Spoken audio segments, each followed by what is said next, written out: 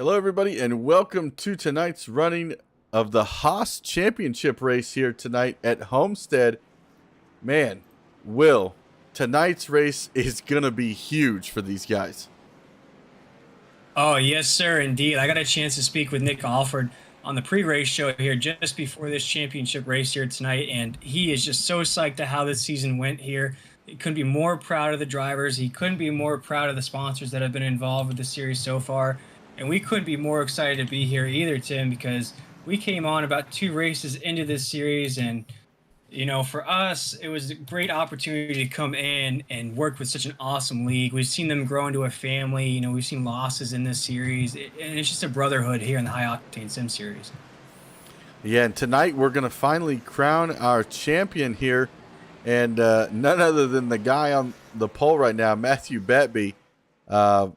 It's his championship to lose. It really is, Tim. He's got 6 wins on the season. He has the largest winning margin here at 10-4 Broadcasting of over 30 seconds. It's going to take a miracle for anybody to take him off the totem pole. But here we go, ladies and gentlemen. We're about to go green, green, green, green here on South Beach, here in the High Octane Sim Series Championship race. Man, and tonight we are at Homestead, Miami, and Will, it's going to be... Oh, and there's already a big wreck. Somebody disappeared. No! Big Rex right behind him. Riley Hoots is up there. Big names already collected on the first corner. Gosh, Tim, these couple broadcasts, I know you've been out here for the past week, but me and Patrick Morrison have done a few broadcasts where that first corner, first lap collects a lot of people. And here in this championship race with over 16 drivers, man, what a rough go of things here. But that's what Matthew Badby needs. He needs the rest of the field to get caught up like that. Man, that was, I know from what I saw, it looked like somebody had kind of disappeared, logged out a little bit, and came back and just caused a big checkup as we're going to go back here and check that out. Trying to find a good spot. Actually, you know what? We're going to go back to the green flag, the drop of the green, actually. We'll do it that way. Yeah, rev up that 10-4 broadcasting replay for the folks at home. Given that look at what happened here on the first corner, we got that drop of the green flag, and as we headed into turn number 1... Watch that 24 car. Yeah, that's Riley Hoots there, and that 24 who's racing for the championship here tonight, Tim. It's him and Matthew Badby. Disappears right there. Here. Oh, that's not the way, Tim. That is not the way you want to start off this championship race here tonight. Sorry, my screen is totally frozen at the moment. What is happening? Taking a look there at Matthew Badby's pulling away from the carnage, and he wants to see all of that in his rear view, Tim. He wants to see all those guys getting collected behind him because he knows that if he can just basically finish in the top 7 here in the first stage of things, he can wrap up the championship. Yes, he can. And he has just been so dominant this season. Looking into next season, what do you think these drivers can do to kind of get into the mind of Matthew Batby? Well, actually, Tim, next season is going to start on June the 24th. We have a money race coming up on June the 10th as well for the High Octane Sim Series. But in my opinion, Tim, I really feel like it's going to be anybody's ball game here in next season because it's going to be racing next-gen cars. Now, a lot of these drivers aren't very confident in racing those next-gen cars. And I feel like with the merger of the Xfinity Series and the Cup Series here in High Octane, I don't think you're going to see Matthew Badby winning as many races as you've seen here this past season here in the Cup Series. Like last week, we had a new driver, Christopher Darling, come in and win that race. Yep. So I'll be curious to see what Matthew Badby, if he can continue the success into next season. Yeah, and when these series start to change what car or truck that they drive, we start to see some different names come up to the top.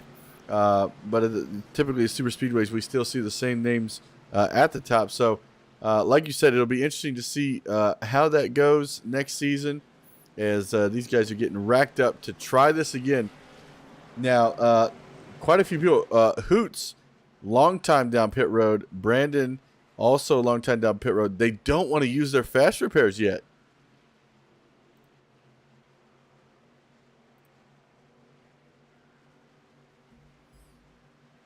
So those guys are trying to get their cars repaired as much as possible. Pace car, lights are off.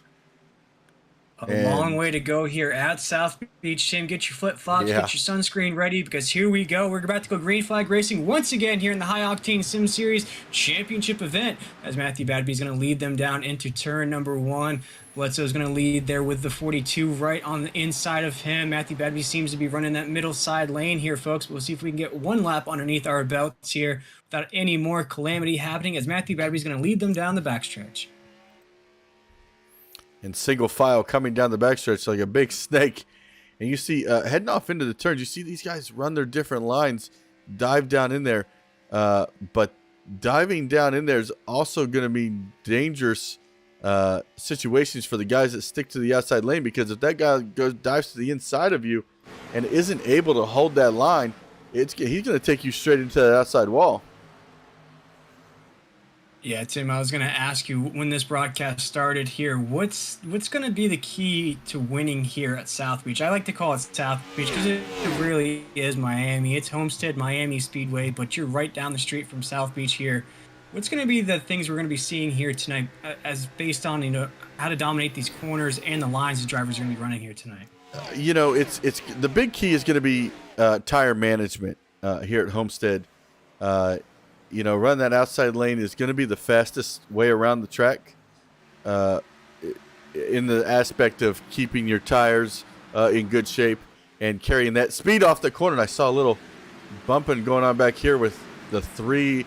It looked like the 22. Oh, and the 5's in the wall. Robert King there.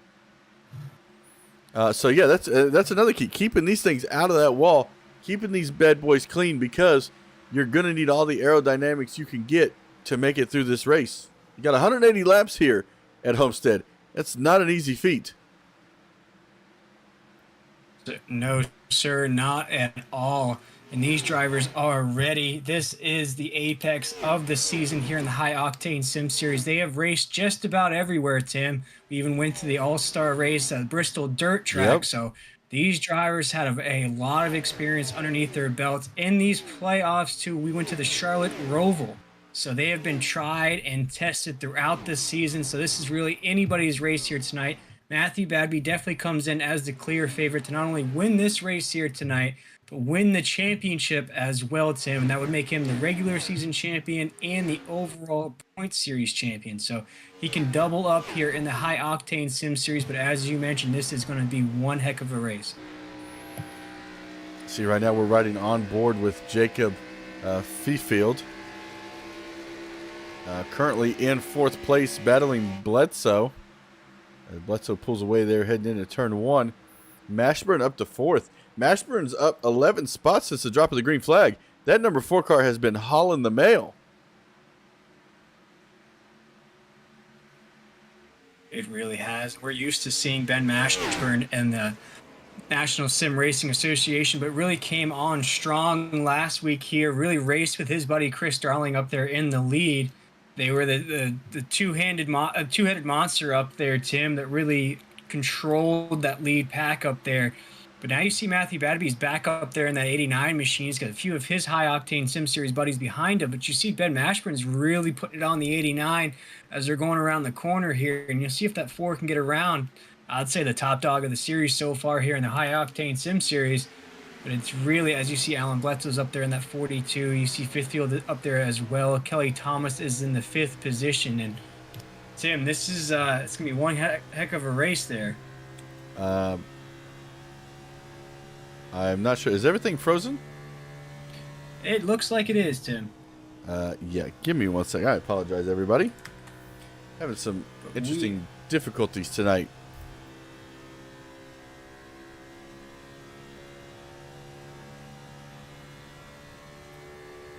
Checking it out here, folks. We want to thank everybody for tuning in here tonight. Just having a little bit of technical difficulties here in the championship race in the High Octane Sim Series, but we're riding on board Ben Mashburn here. Looks like he's racing a ghost car in front of him there, Matthew Badby. There we go. We're back up and running, and I just noticed that Christopher Darling's in the chat. He said he just barely missed the start. So it's a shame that we won't Oh, see that last week's winner here in the championship event, but I'm sure we'll see Christopher Darling here in the High Octane Sim Series next season. yeah, that's what I was trying to fix because I didn't think Mashburn was running a red car. I had to refresh the paint jobs. He's running the Grave Digger. Yeah, look at that car. And now, so I know you've played different NASCAR games. I'll just say throughout your career because it's kind of a career Yeah. when you think about it. Racing at Homestead, Miami, the times that you have, what do you feel is the most challenging thing at this track? Well, what I find the most challenging about this track, Tim, and it's really like any track that's not a super speedway. I know we just raced at Atlanta, one of our series last night. What makes this track so difficult is that you don't have the high banking wide corners that you're going to see at a super speedway. It's more of like a Richmond. It's more of a, low banking corners. You don't have wide corners like that, Tim, but you do have a nice long back stretch and front stretch to make your passes. There's really nowhere on the track that you can kind of go 3 wide, 4 wide on the track. You're really gonna have to maneuver these corners like a short track. You really can't go flying around the corners. You have to figure out your spots in the corners to let off, get back on. If we could take an onboard ride with one of these drivers here, we can really see what they're doing on the corners here. As you see, some of the drivers are preferring that high side lane there. You really got to start hitting your marks early, or else you're going to start losing that draft pretty quick here at Homestead. Now, do you want to talk about Matthew Wilson's paint scheme here tonight for the viewers? Yes, sir. Unfortunately, Matthew Wilson is dealing with a tremendous loss here in the High Octane Sim series. During the season, about halfway through, he unexpectedly lost his mom, and it's Jill Michelle Wilson's side. We actually did a memorial race for her here in the High Octane Sim series, and in this finale event, in these finale the Gen 6 cars here, Matthew wanted to do a tribute to his mom here tonight, and that's a Dale Jarrett tribute scheme here on that 48 machine, and that was her favorite driver in the NASCAR series, and what a favorite driver to have. I remember him driving the big brown bus, I think they used to call it when he raced for UPS, but what an awesome job of Matthew Wilson throwing that tribute out to his mom here, and all of our thoughts and prayers are with Matthew in this difficult time, and it's awesome to see him racing here tonight, Tim. He is in the top 5 currently as well, so big shout out to Matthew Wilson in that 48. Yeah, and I couldn't imagine, even though this is a virtual situation, but even still strapping up, going to race, making it happen, it's sorry, bless me. It's just not the same, when you lose a relative that close to you and try to do normal day-to-day things such as even this. Yeah, Tim, and I'm glad Matt on. has been able to come out and race every week. Yeah, and it's really a testament of his strength to get back here in the series, finish out the season. Unfortunately, didn't make the playoffs. Of course, with everything going on, he missed a few races there. He's scraping the wall a little bit here, but definitely racing strong here tonight. He's come on strong the last couple weeks here in the High Octane Sim Series. But Tim, that's not the only unfortunate loss here in the High Octane Sim Series. Unfortunately, we had a new member of the High Octane Sim Series, David Woods, who came on as race control here in the High Octane Sim Series. Unexpectedly lost his dad last night. So all of our thoughts, prayers, and well wishes are with David and his family. Nick offered the admin here in the High Octane Sim Series offered for him to take the night off. They said they could do it, but David insisted that he wanted to be here tonight. So we do want to send out a special shout out to David, and all of our thoughts, well wishes, and prayers are with him and his family through this unexpected dark time here, Tim. Yep.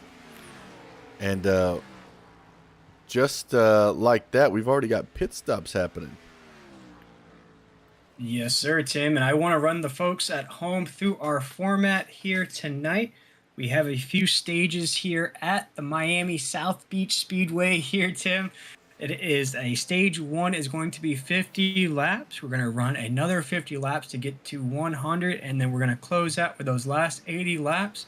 And as you mentioned, Tim, to start off this broadcast, we're going to have 5 sets of tires here in tonight's event. So Woo! keep an eye out on that here tonight. All of those strategies, as I talked about on Thursday night in our International Racing League, my favorite part, Tim, of watching these iRacing events, these leagues that we call, each league, of course, has their own different rules, their own different formats of how they do these races. Right. But what I really enjoy is how the real life simulation comes into play. Because sure, you can jump into a video game with a controller, or you play on your PC and you can jump right in and play. What makes iRacing so much more interesting and appealing to me is that these drivers have so many things they have to worry about in this race car, whether it's tires, whether it's fuel mileage, whether it's you work in the draft, whether it's catching the guy in front of you, whether it's your pit window, knowing when to pit, when to strategize, and when to make sure you pit before the other guy. So there's a lot of things that come into play in these races.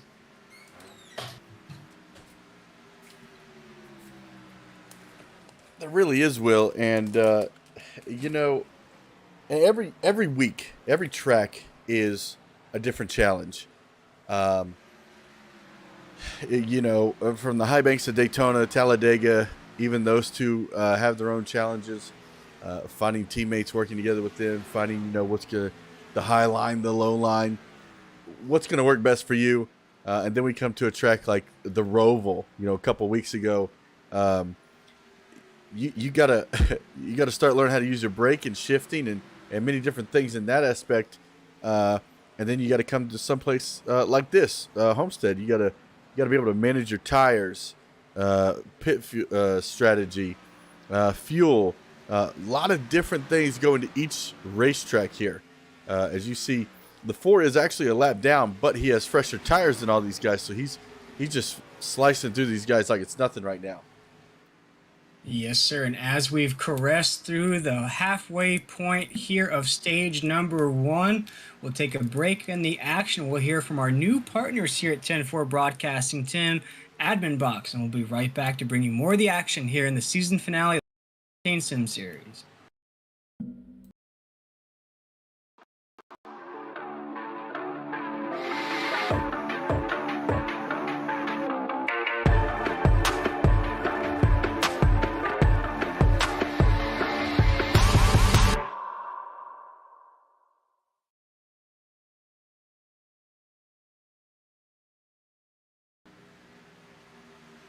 Alrighty, folks, we are back live here on South Beach here. I hope you got your flip-flops and sunscreen ready, because this race is just now heating up. We are on lap 27. We've got about 20 laps to go here in stage number 1. And that was a word from our awesome partners here at 10-4 Broadcasting, AdminBoxx. If you haven't got a chance to go check out AdminBoxx, I invite you to do so. Go head over to their website, AdminBoxx, that's 2x's.com. They create HID devices that are used for race control and admin needs. It is simple as just a USB plug and play. You put your iRacing and driving or pit mode, and you are ready to rock and roll. It will custom build your devices for whatever needs you need it for, whether you're just doing a fun race, a hosted session, anything you might need. I invite you to go check them out at adminboxx.com. That's 2 X's on the end of that, and use promo code 10-4-box, and you'll be ready to rock and roll there, Tim.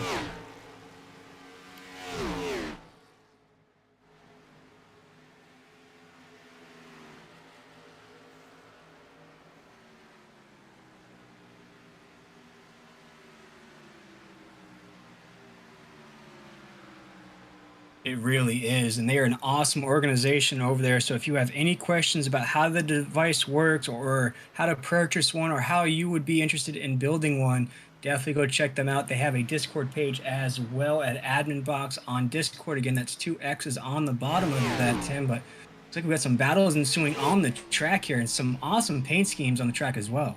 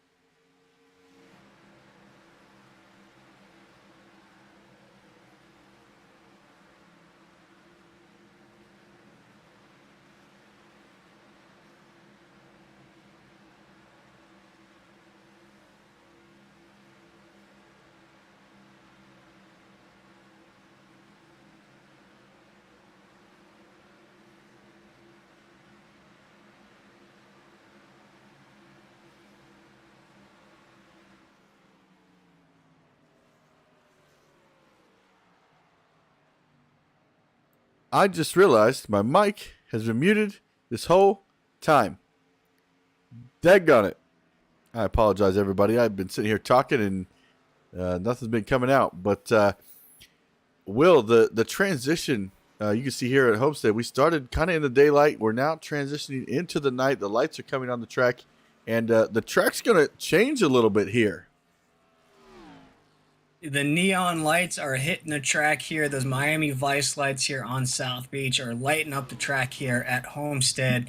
As you see, Matthew Badby is still leading the way here. He has got up to about a 3-second lead, but we are watching green flag pit stops here, folks. So we'll start to see that field start to shuffle around just a little bit here. And some of the names I'm surprised are struggling just a little bit here tonight. You see Robert King brush the wall there to start things off. See Nick Alfred's a lap down as well. Ben Mashburn, we saw up there racing for the lead, Tim, is now a lap down as well. Nick Shell is in the 9th position. Isaac Emerson's in 8th.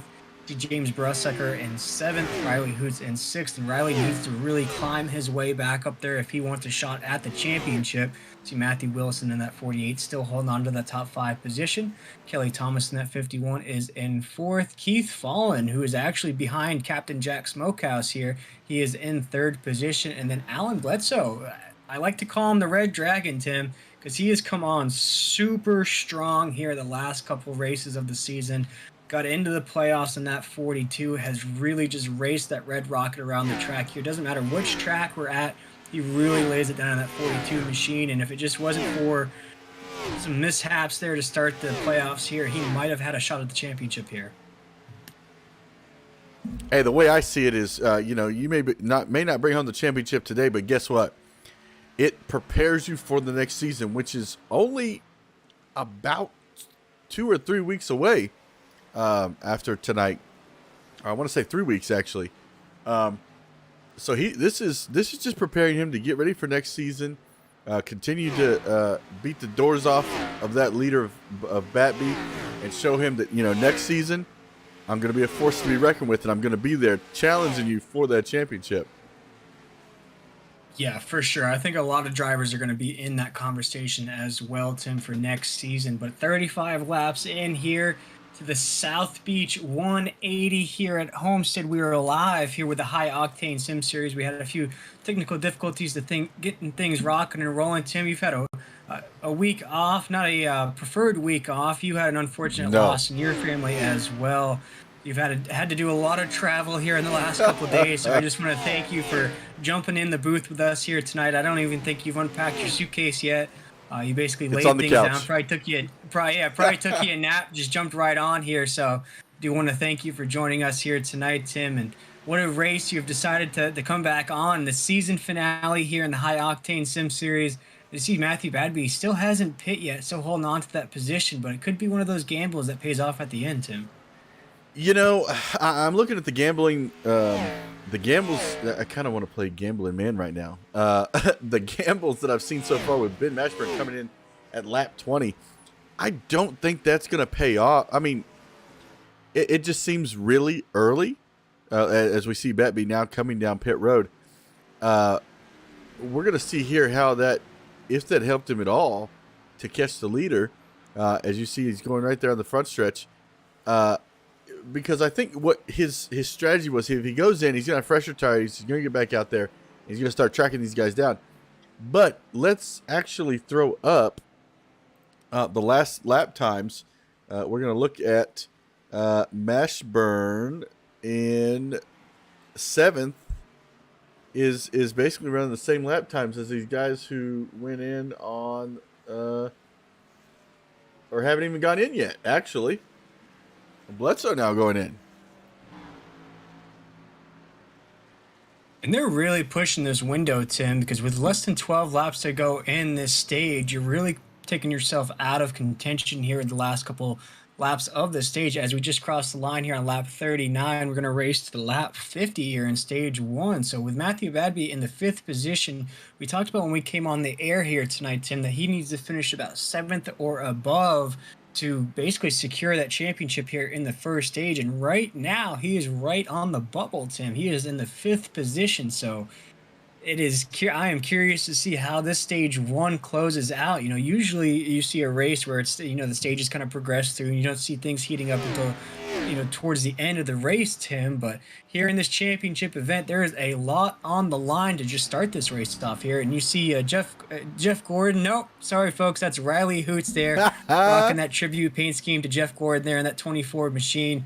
He always brings out the awesome tributes to Jeff Gordon in that 24, Tim, and I'm sure you can appreciate that being a Gordon fan yourself. Oh yeah, I think I have to start. I think we should send Riley little suggestions for every race, and maybe maybe he'll run the paint scheme that we want to see out there on the track.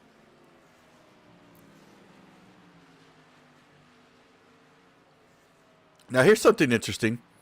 Hoots, this is his second pit stop. Okay, so does that mean now Mashburn's going to need to come down pit road? If they both pitted early, what's that look like for them? Have they short sold themselves? I don't think so, Tim. A lot of different teams. We saw it last night in the International Racing League. It was a field quite smaller than this. We only had about 10 or 11 drivers in that field. But really, with the top 4 or 5 drivers, we saw a lot of strategy coming into play. Some drivers decide to pit a little bit earlier. Some drivers decide to pit a little bit later. It all depends on what you're comfortable with as a race car driver yourself, Tim. And whatever strategies we see play out here, it could just be experience coming into play. It could be just trying to gamble a little bit. I think with a lot on the line here in these stages, Tim, you're going to see a lot of different strategies coming into play here.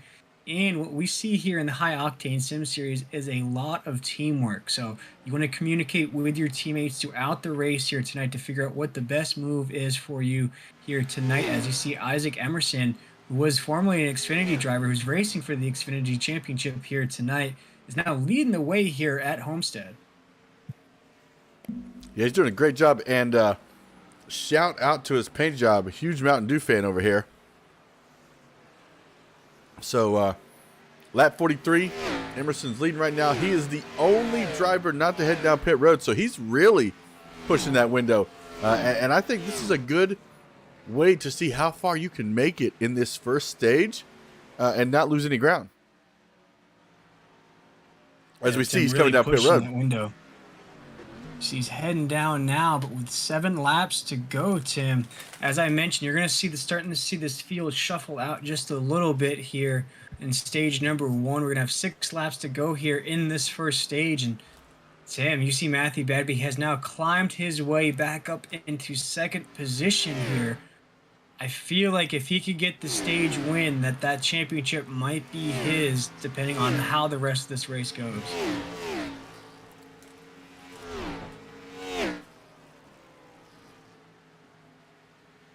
He really has to catch that 45 first, which is about 4 seconds ahead. Yeah, really laying it down there for the Gatorade machine right there. That's Fifth Field, who I believe was an Xfinity driver, Tim. So we're going to see a lot of different names here in tonight's field. We saw a few different names in last week's field, as well as the news broke that the Xfinity and Cup Series are now going to merge together here in the High Octane Sim Series. But really laying it down there in that 45 machine there, Tim. Just ran a 34 flat. It looks like they're on the grid. So they're about almost a second on Matthew Badby in the second position. I literally was about to bring that up because if you look at the last time Jacob pitted, it was 10 laps before Matthew Badby. So Badby has 10 laps better tires, and somehow he's slower right now. Yeah, Tim, and with only 4 laps to go here in stage 1, as we talked about how this game is as ultra realistic as you can get, I just don't think Matthew Badby is going to have enough laps to catch the 45 here, even though that wear is going to start building up on that 45 machine here in stage number 1. But, Tim, the bright side of it is Matthew Badby is way clear of that 7th position here, and by finishing second here in stage number 1, he might have clinched the championship here in the High Octane Sim Series. And if he does so, Tim, man, he is just racking up all of the records here.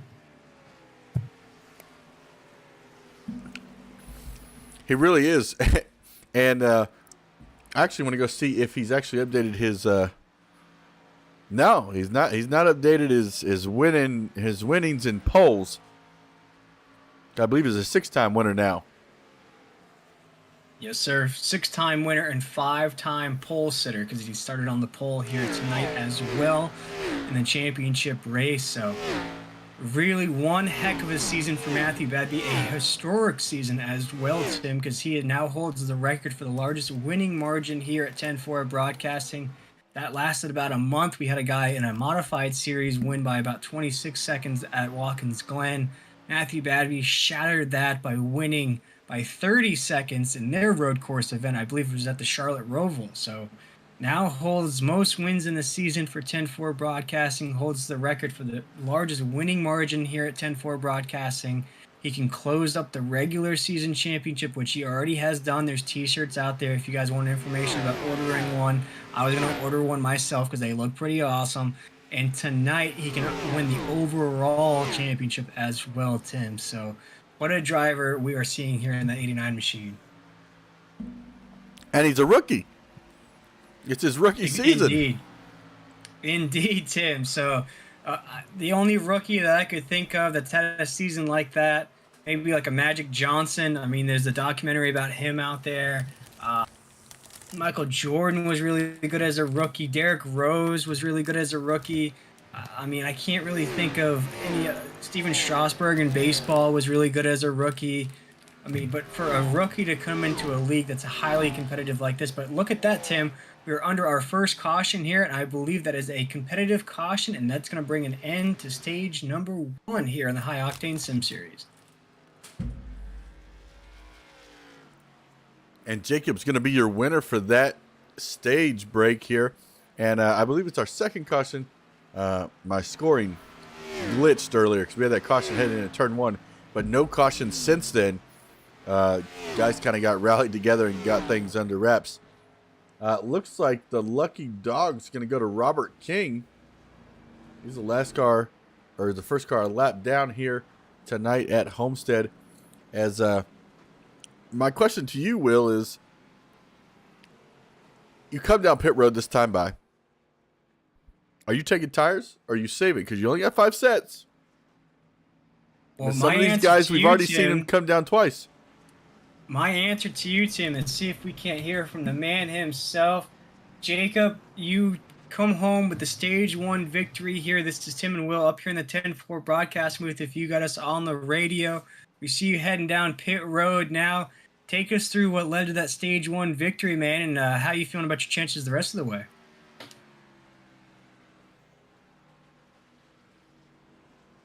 Yep.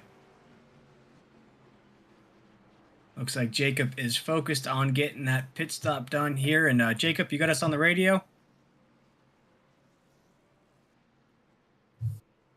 We'll let Jacob go. Looks like he is focused on winning the race here tonight, Tim. And looks Hello. like oh, there we go. Hey, Jacob, this is Will and Tim up here in the 10-4 broadcast booth. You got a copy?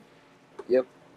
Man, you come home with that stage 1 victory here tonight. We see you heading down pit road here.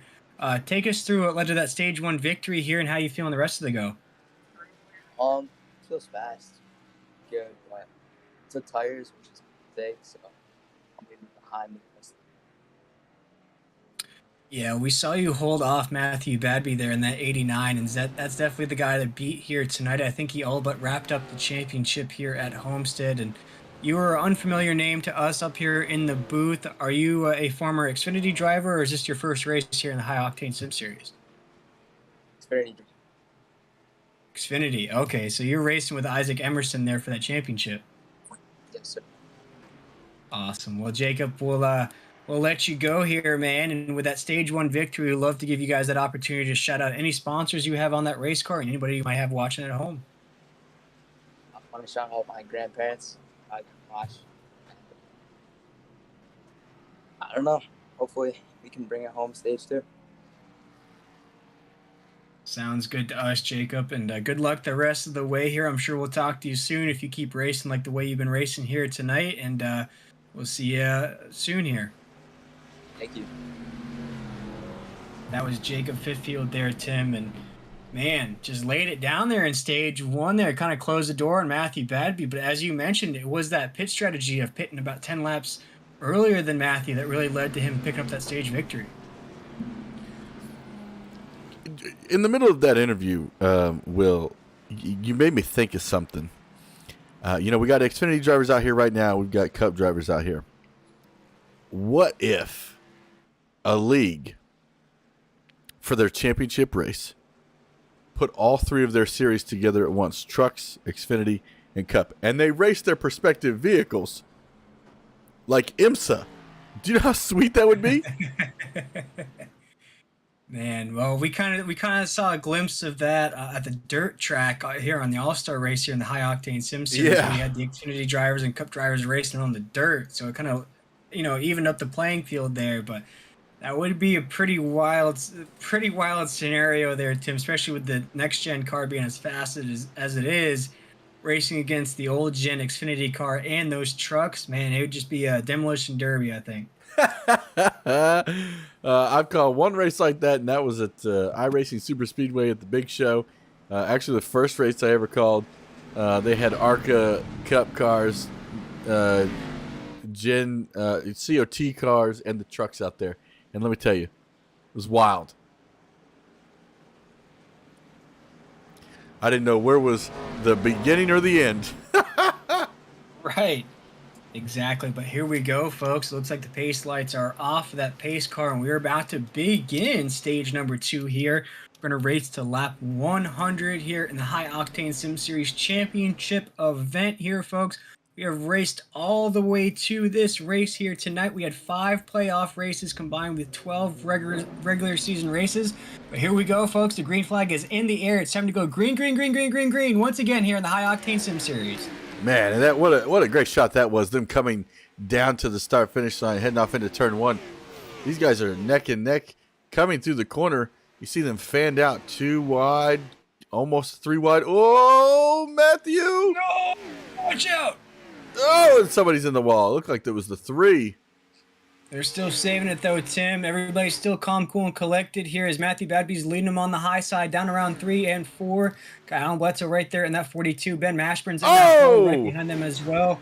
And we have action there, folks, but we're still racing here in the High Octane Sim Series. Big mess on the front stretch. Big action on the front stretch. Oh, my goodness, Tim. A lot of cars tied up into that on the backside of that tail end pass. Looks like Matthew Wilson, unfortunately, in that 48 there, rocking a tribute paint scheme to his mom there and Dale Jarrett. Looks like it's collected.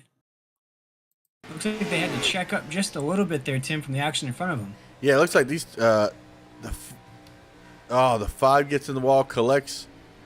The next car comes down, collects Matthew hard on the outside wall, and it just becomes a big mess at that point of everybody trying to save their stuff. Unfortunate for Matthew Wilson. He was having a great race. It may be time to use that fast repair, even though we haven't hit the halfway mark here just yet, folks. But in order to stay in a race like this, it might be time to pull that out. What do you think, Tim? I don't know that I pulled out just yet. Maybe I try to make it to lap 100 and then pull it out. And Tim, as we are under the second caution here in the High Octane Sim Series, I do want to give a special shout out to the rest of our sponsors that have been along the ride here in the High Octane Sim Series, especially that wonderful sponsor that makes us hungry every time we talk about it, Tim. Oh, don't do it to me. Every time we see that picture, we get Oh, hungry up man. here in the booth, and there it is, folks. We wish we had smell-o-vision and taste-o-vision here at 10-4 Broadcasting, but that is Captain Jack's Smokehouse, located on Amelia Island there, Tim, and you see everything you could ever dream of a barbecue spot. You got pulled pork, you got ribs, smoked sausages, you got some roast baked chicken back there, you got baked beans, mac and cheese, everything that you would want in a barbecue spot. Captain Jack Smokehouse has that and more. If you are local to Amelia Island, go check them out on Google or see if they have DoorDash, or shoot, it might be willing to just order a pickup if they are still open so you can watch the rest of this championship race here tonight, Tim. I wonder if I can DoorDash some to Indianapolis. That would be fantastic. I'm Might thinking be a little about maybe cold. getting some. It might be a long DoorDash from Amelia Island down here in Vero Beach, but I'm willing to do it if it's food like that. Yeah, give me the side of beer too. But we want to give a huge thanks to Captain Jack Smokehouse. And he's actually racing in tonight's race, I Yeah, wonderful believe. sponsor there. Keith Fallen there. Yeah, I thought so. There he is. Look at it. There it is. Keith Fallen, that Sitting in '09 P2 right machine. now. He is in second place, so representing Captain Jack Smokehouse to the fullest. He's got that logo right on the front of that race car there, Tim, and we couldn't be more proud to be involved with the High Octane Sim Series and involved with these wonderful sponsors they have here in this league, one of which has been Captain Jack Smokehouse, and they've been along for the full season, Tim, so we couldn't thank them enough for helping out here in the High Octane Sim Series, making all of this racing possible here. As well as a new sponsor here, Tim, came on about midway point of the season. An awesome other sponsor here in the High Octane Sim Series. It will be W Energy. And if you are sick of all those energy drinks that make you crash, that give you the jitters, causes your blood pressure to go up, you need to go try W Energy. Go check them out at WDUBBY or DUBBY.GG. Use promo code HOSS at checkout. Get away from those overpriced coffees, all those other things that give you the jitters. I spoke to the league admin here in the High Octane Sim Series, Tim, before this broadcast. Nick Alford, he said he uses it and he loves it. So we invite you to go Nice. check them out at WDUBBY.GG. Use promo code HOSS at checkout. Get yours today. Give it a go and see if you can stop spending all that money for those overpriced coffees and energy drinks. Every time we do talk about them, I really debate buying stuff for myself. I drive all night in a truck, so why wouldn't it help me? Me as well, Tim. I work the graveyard shift for DoorDash. I work to about 3 a.m., 4 a.m. sometimes. Listen, we always awake. Oh, yeah. So instead of using that coffee or sugary drinks or tea, I mean, that might be the spot for me as well, trying that W Energy out, especially if it doesn't, increase your blood pressure or anything like that. That is definitely the way to go. So we invite you folks to go check them out at DUBBY.GG. Use that promo code for a discount. And again, thank W very much for joining us here in the High Octane Sim Series. And thank all of our wonderful sponsors here as well, Tim, as it looks like we're about to go green flag racing again here in the High Octane Sim Series. Yeah, we are. And I just want a quick little plug for W as well. You go to the website, you can get all 3 flavors right now in a pack. Pre-order it. It's typically $120. Right now it's on sale for $94. So go check that out. I'm telling you. Yeah, and then you use that promo code HOSS at checkout. You're going to get even more of a discount there. As you see, that pace car has now left the field. We're about to go green flag racing here once again in the High Octane Sim Series. Green, green, green, green, green, green, as Ben Mashburn's going to lead them down into corner number 1. Ben Mashburn was a lap down earlier. Now he's up here leading this race. Batby back to 3rd right now. And right now, your biggest movers of the race are both right here. 1, 2, Ben Mashburn and Keith Fallen up 12 spots since the drop of the green flag. You see Ben Mashburn is leading them down into 3 and 4. He's got big competition with Keith Fallen right there on the inside. You got Matthew Badby on the outside of him on that top side lane there, Tim, as they're heading down into the front stretch here at the South Beach Speedway, a.k.a. Homestead Speedway here. It's been a battle between these 3 drivers up at the top. Keith Fallen has done a great job of working his way up into the mix as well. But he's got a lot of competition behind him. You got the Xfinity points leader right now, Isaac Emerson, in the 4th position. You got last stage winner right there in the 45 of 5th field. You see Riley Hoots in the 6th position, and Alan Bledsoe in the 42 is in the 7th. But it looks like a caution is on the racetrack, Tim. Oh, yes, looks like James Russsucker. James got around. We'll go back and take a look. And that's unfortunate because the last time James brought out that man in black paint scheme, he won the race in the High Octane Series. Ooh, big tie up there with Matthew Wilson. And that's not good because Wilson just used his fast repair. So now Wilson is going to have to take care of that damage under the green flag.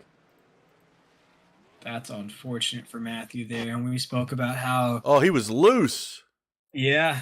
Gets into the wall, comes down in front of the 48. Ooh, no. Oh, man. And just collects them there. Unfortunate there for both drivers. And as I mentioned the last time that James brought out that paint scheme, he ended up picking up the win. And it almost seemed like he's everybody's fan favorite here in this series, because when he won, it almost like was when Dale Earnhardt won the 1998 Daytona 500. Everybody lined up on pit road, gave him a handshake, high fives. They didn't care how their day went. They were just excited for James picking up that victory here in the High Octane Sim Series. So it's unfortunate to see James struggling here in the season finale, but I expect big things out of him for next season. Yeah, and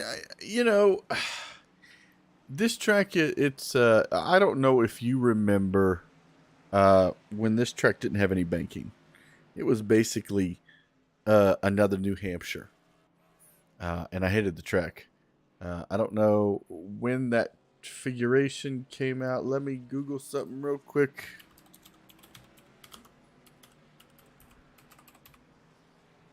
Yeah, let's see. Okay, so it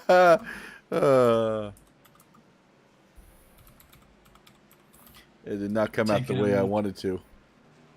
As we see now, Matthew Badby is leading the way here, Tim. But as we are under caution, our fourth caution of the race, I do believe, with that live scoring, I believe we're going to hear from our new official partner here at 10-4 Broadcasting. We'll be right back with the drop of that green flag.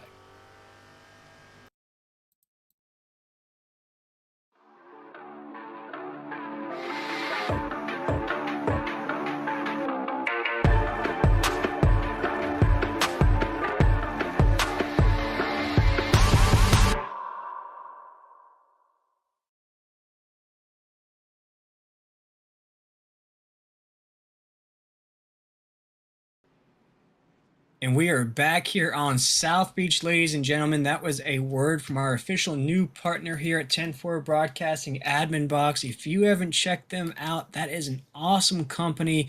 They make race control and admin devices for all these leagues, hosted, fun leagues, paid races, anything that you might need. And Tim, for those admins and race control out there, you can literally race in your race. You don't have to sit out any more races and worry about, oh gosh, I got to do race control. I got to be an admin. I can't do both at the same time. With this device, you can, ladies and gentlemen. It is simply as just a USB plug and play. You plug that puppy in, you are ready to rock and roll. You just need iRacing and driving or pit mode. You can have your device custom built for whatever needs you need. Throw out those yellow flags, black flags, red flags, all the flags, add laps, decrease laps, EOL penalties, everything that you might need as a race controller admin. That device can be specifically built for your needs. I invite you to go check them out at AdminBoxx at 2x's.com, or go head over to their Discord page if you have any questions. And if you are interested in purchasing one, go head over to adminboxx.com and use promo code 10-4-box. It's 2 X's on the end, and get yours today. And back to what I was talking about, I actually sent you a link, Will. The old configuration was only for 2 years, 95 to 97, and it looks like a 1.5 mile version of the Indianapolis Motor Speedway. Only from 97 to now is it this oval shape. So I thought that was, I knew that it was a flat track. It was weird.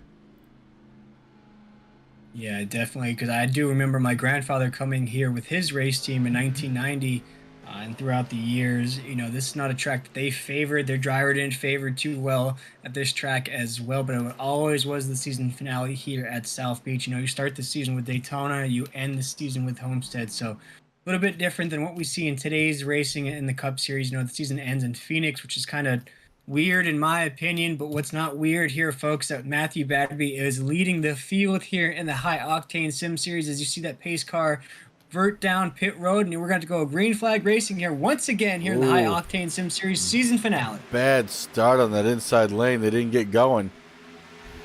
That's going to let Bledsoe move up into second place, while Hoots is in fourth. Going to be looking on the outside of that number 92 of Isaac Emerson.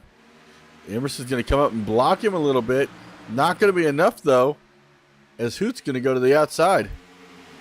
And Hoots really needs to start laying it down here in stage number 2 if he wants any shot at the championship, even though I think the championship is closed out here. As you see, a early retiree here in tonight's race. Looks like Robert King is going to go ahead and park his race car here tonight. And shout out to Robert. He came onto the season here late, but he's really come on strong here the last couple of races. And we expect to see him maybe in the money race here on Friday night, next Friday, or hopefully we see him here in the High Octane Sim Series next season, give it his full go, a full season here in the High Octane Sim Series, Tim. But Matthew Badby is leading the way here, but he's got Alan Bledsoe to his inside here on 3 and 4, trying to make a pass on the lead, and Alan's going to go ahead and take over in that Red Dragon 42 machine. Yeah, goes deep to that inside lane, clears him no problem, made that slide up in front of Batby, and now Batby's going to be dealing with a whole bunch of other guys. Ben Mashburn right there, as well as Isaac Emerson, Riley Hoots, and Keith Fallen, all right within striking distance of Batby. You see right now, Matthew Badby and Alan Bledsoe are fighting it out there, the 42 and the 89, but there goes Ben Mashburn in that 4 right in between them, going 3 wide on the corner here, heading to the front stretch. Looks like Ben Mashburn's going to proceed around Matthew Badby there on the outside, but Matthew Badby's going to lose a lot of speed there on that high side lane there. As you see, the 92 of Isaac Emerson's going to go ahead and make a pass as well. You see him all by himself on the outside lane there, losing a lot of positions by not being able to catch that draft. You know, I think he was just kind of playing it safe. Didn't want to cause any issues for himself or anybody else. He knows what he's capable of. Kind of just lets it happen. Got 110 laps to go here. Don't want to get too aggressive and cause an accident. That right there is scary. You got to let up a lot for that. Yeah, Tim, and one thing I'm noticing here as we're on lap 71 here in the season finale of the High Octane Sim Series is some of the drivers are switching from that high side to low side. What are the advantages and disadvantages of running either line? Well, you know, if you get a really good run that inside lane, you can ultimately do what we saw Bledsoe do. He got down in there, got off the corner a little bit faster, and was able to slide up in front of that 89 and slow him down. And that's a big advantage. But then also, if you're running that high line, if you can keep that guy down low at bay, you kind of just can keep beating him off the corner because you're carrying all that speed through the corner. As right now we see Mashburn has about a second lead over Alan Bledsoe right now.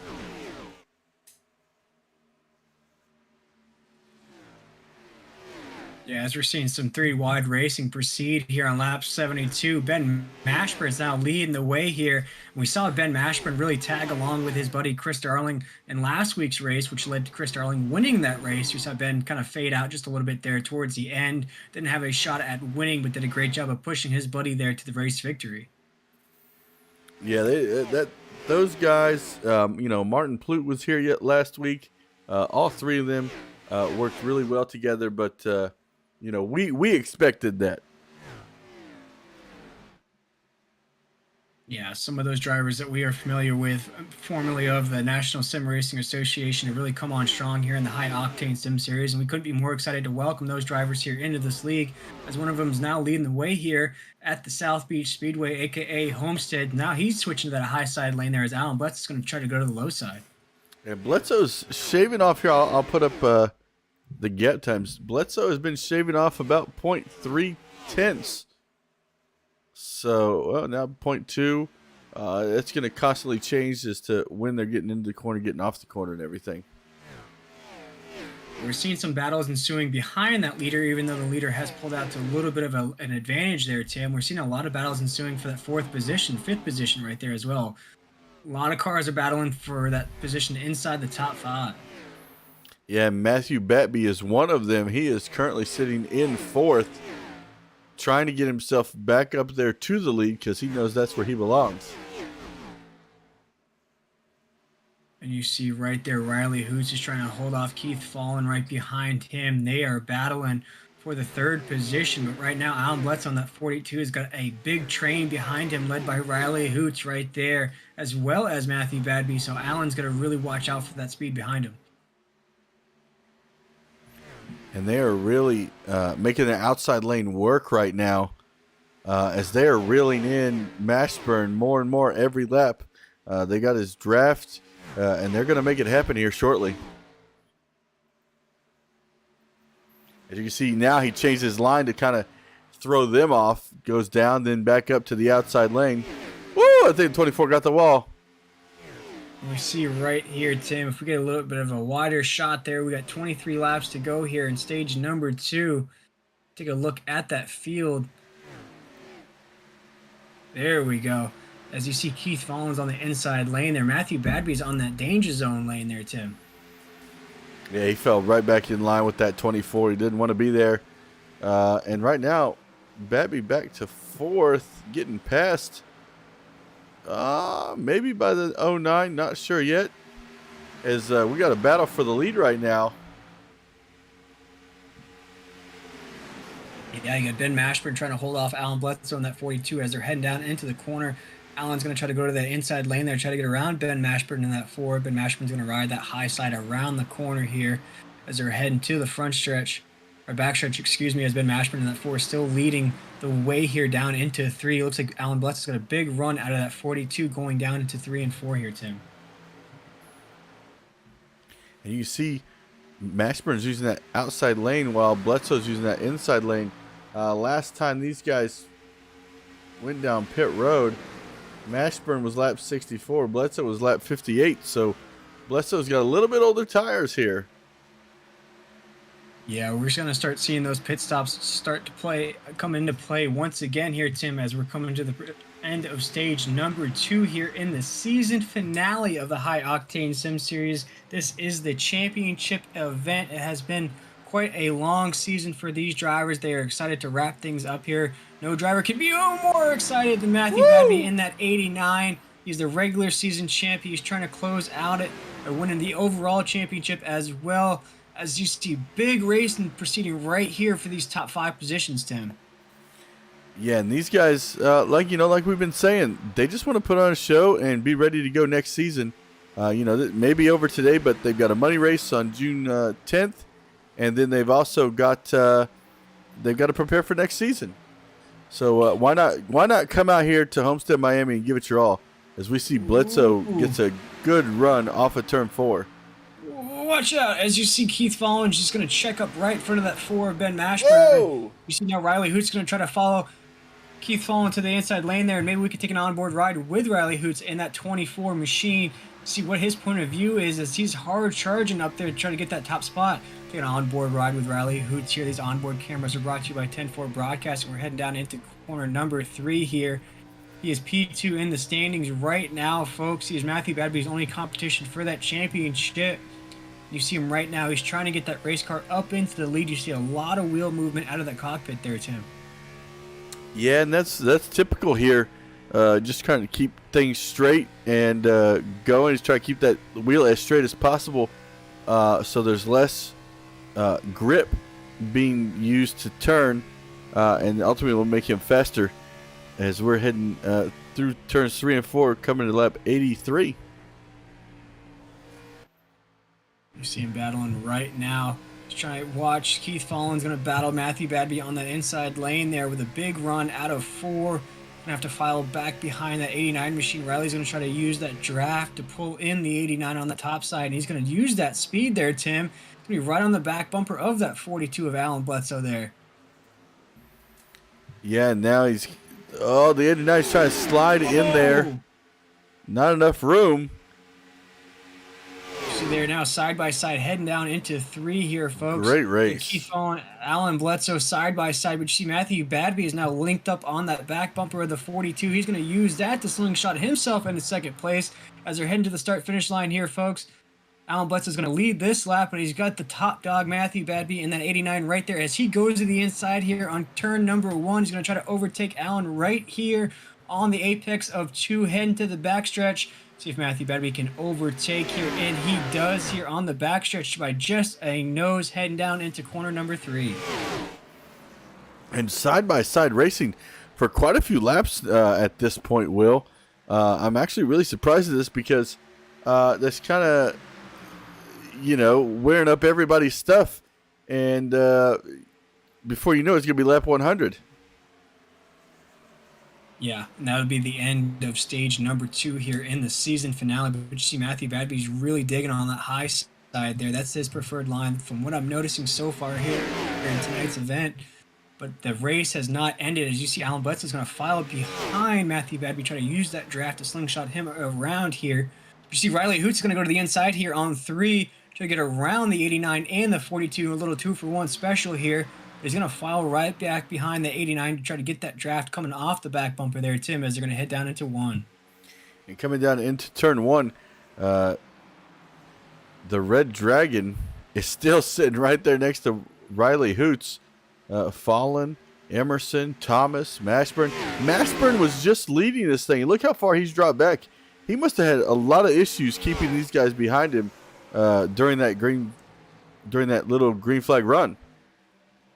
Yeah, you're going to see it here tonight, folks. We're on lap 86 of 180. We have just barely crossed over or heading towards. Oh, and you see contact between Keith Fallen and I believe that's Isaac Emerson right there. They made contact on the front stretch. They banged up against each other like ping pong balls there, Tim. As you see right now, they have filed back into place there. You see Keith Fallen's going to lose a lot of speed there. He's going to lose some position on the track there. But he's going to lay right behind that 42. See, Isaac Emerson's now got a battle on his hands between Kelly Thomas and that 51 creeping up on the inside of him.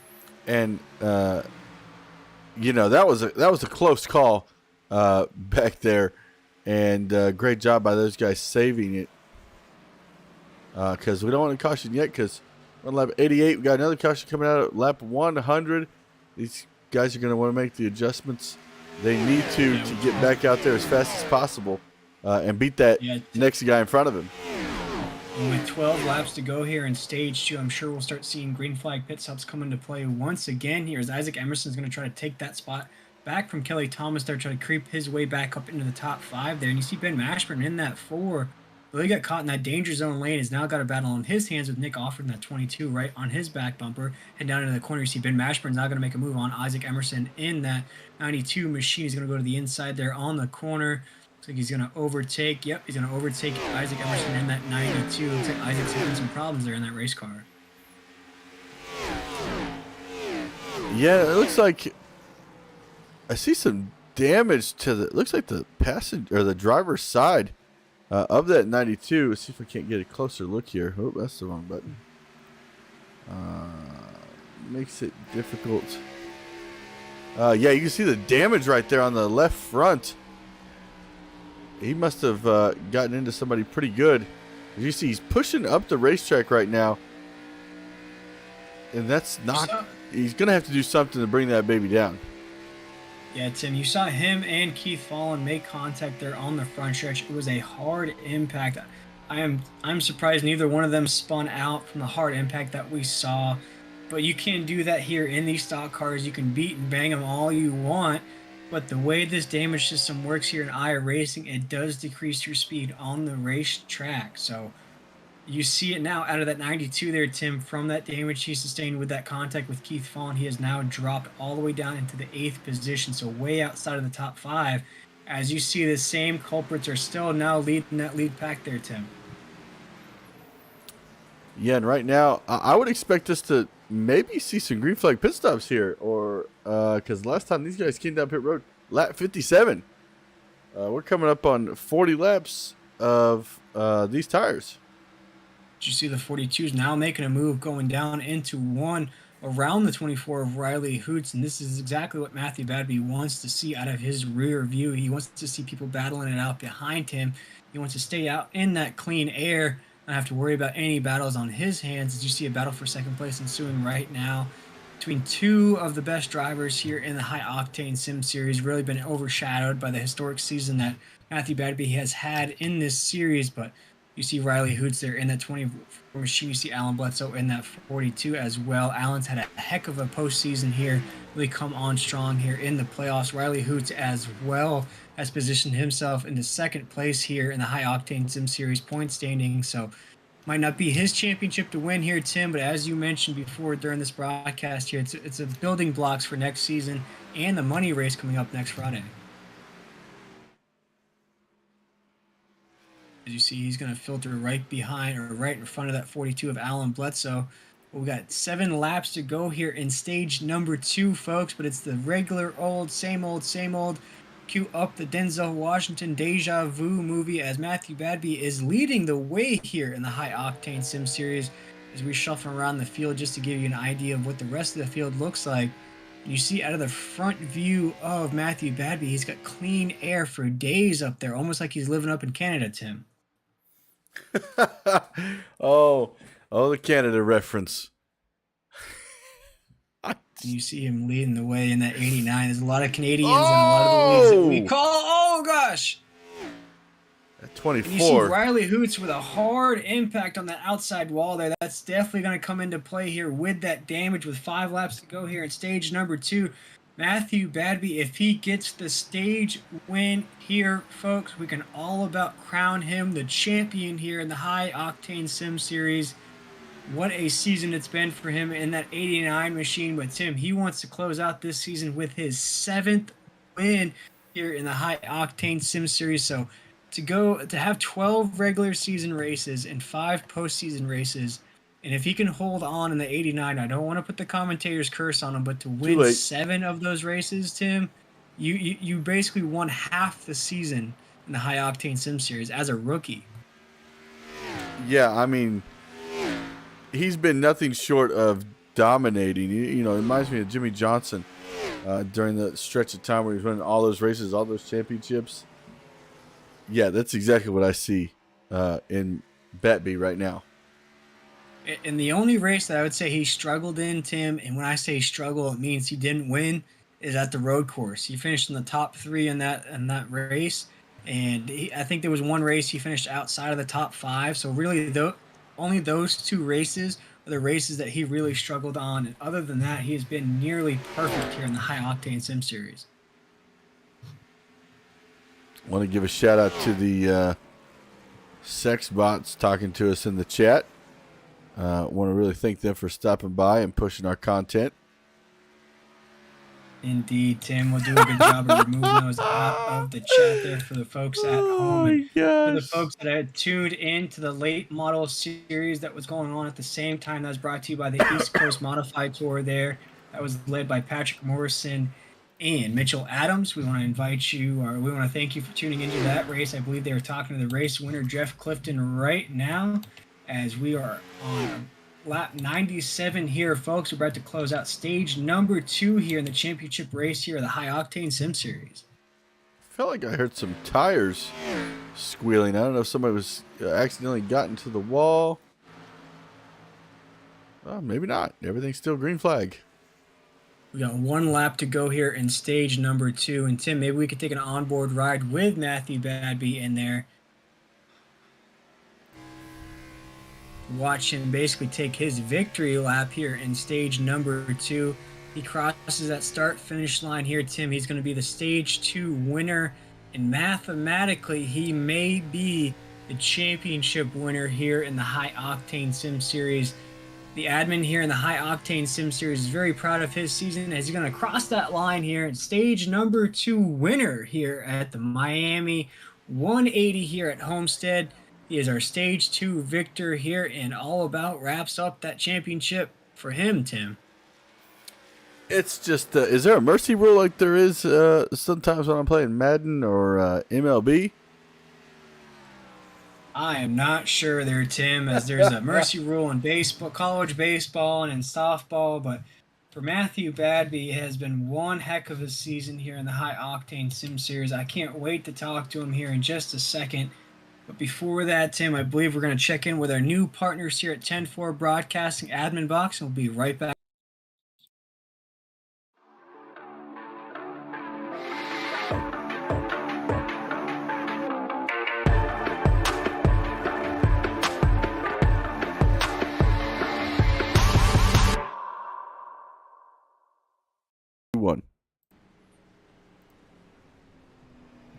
Alrighty, folks, and we are back here live from South Beach. We just saw Matthew Badby close out stage number 2 with a victory here, and I believe I am able to get Matthew on the radio here, racing out of Kenny Power Motorsports. And Matthew, what a race it has been for you so far here tonight, man.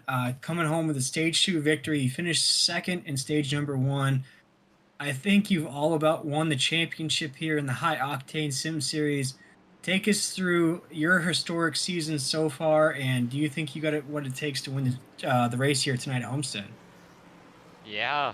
Yeah, I came into the season as a rookie and just got iRacing, and I guess I'm kind of surprised that I went out here and got 6 wins and looking to go get my 7th. And yeah, I feel pretty good coming into this race, and the car feels really good here at this track. So hopefully I can go get the 7th win for the KPM and Schaefer guys and go secure the championship even more.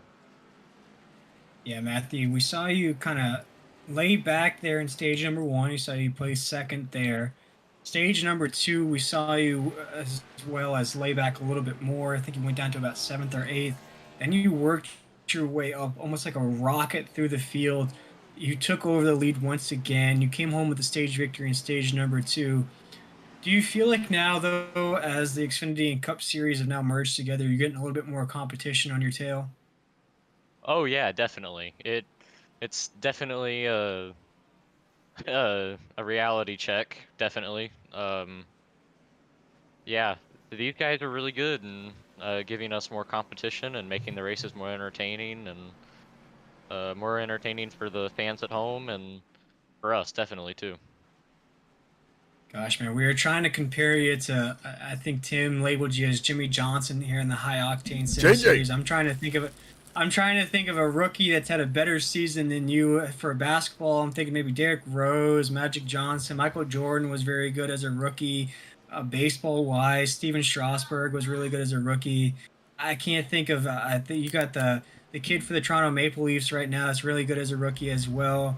I mean, we're trying to use all these comparisons to try to describe this historic season for you so far, man, with less than looking at 70, what, 7 laps to go here. This championship looks to be yours. You're cruising to your 7th victory. You got the highest winning margin for us here at 10-4 Broadcasting. And for a guy, as you just mentioned, that's barely started out here in iRacing, this is going to be not only a little surprising to you, but it's going to fill you up with confidence here leading into the rest of your events here in iRacing. Yeah, definitely. Uh, Winning all these races and yeah, definitely. And Matthew, as we lean into next season, we have a money race next Friday. I'm sure we'll see you in that event here in the High Octane Sim Series. And looking forward to season 3 here in the High Octane Sim Series. What are you looking forward the most here in this series, and what can you look back on here in season 2?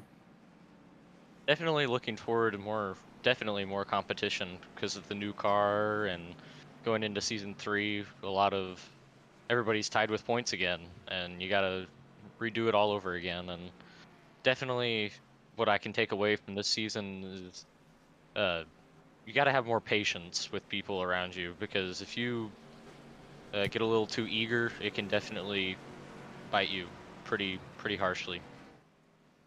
Yeah, man. And as we're careening around turn number 3 here, we do want to give you that opportunity to shout out anybody that you might have had watching or those sponsors here tonight. Definitely all my family watching at home, my grandparents and my family in the in the room over across from me, and yeah, my aunts and uncles and cousins and Riley and James and all my teammates. Awesome, Matthew. Well, good luck the rest of the way here. And I don't want to jinx it just yet, but congratulations on your championship, man. And we'll let you get back to it. Thank you. Hopefully I can see you. Yep. Had to let him go there, Tim, as he just crossed the start finish line there. We're going to let him get back to his radio control there with his teammates. And Matthew's careening around turn 1 and 2 right now, Tim. And man, I don't want to put the commentator's curse on him, but I think it's going to be hard to knock him. Oh, we got a wreck. Oh, we have a wreck on the. Yes, we do, Tim. In the back Couple of the guys. field there, but no caution yet on the racetrack. Looks like it's not affecting the rest of the field, so there's no caution on the racetrack just yet there, Tim. Yep, there And it there comes. it is. The yellow light is blinking on the racetrack. Oh, the 48 just lost it. I'm trying to see who that car was that he went into the The side number there, 8 Tim. of Nick Snell. Nick Schelling. Yeah, Nick Schell.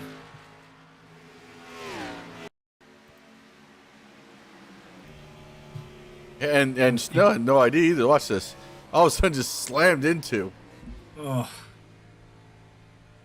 That 8 car there, Nick Schell. Another driver I am really excited to see here in next season here in the High Octane Sim Series. Another driver that really took a little while to get their wheels underneath you, if you will. But once the season started to progress there, Tim, you saw a lot more consistency out of that 8 machine. Tonight's not going to be his night as you see him tied up in that unfortunate accident there. He's still right outside the top 10 there in the 10th position, but one of those drivers that I'm really excited to see what he has in store for us next season. Yeah, he was able to make the playoffs this year, so, who's to say that he won't do it again next year? Or next season. I don't mean next year, but next season, which, you just said starts the 24th of June. Not that far away, so don't get too comfortable on your weeks off, guys. No, sir, not at all. But as we have a chance to do so, Tim, we are under caution once again here in the season finale of the High Octane Sim Series.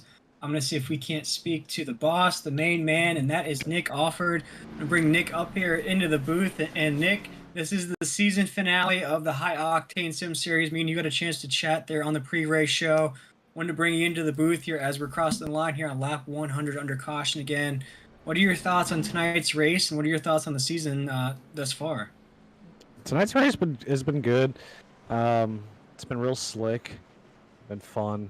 Tire wear has been pretty quick, but other than that, it's been a good one. The season's been great. Like I said in the pre-race show, hats off to all the drivers. They make the league happen. They make it what it is, so can't do it without them.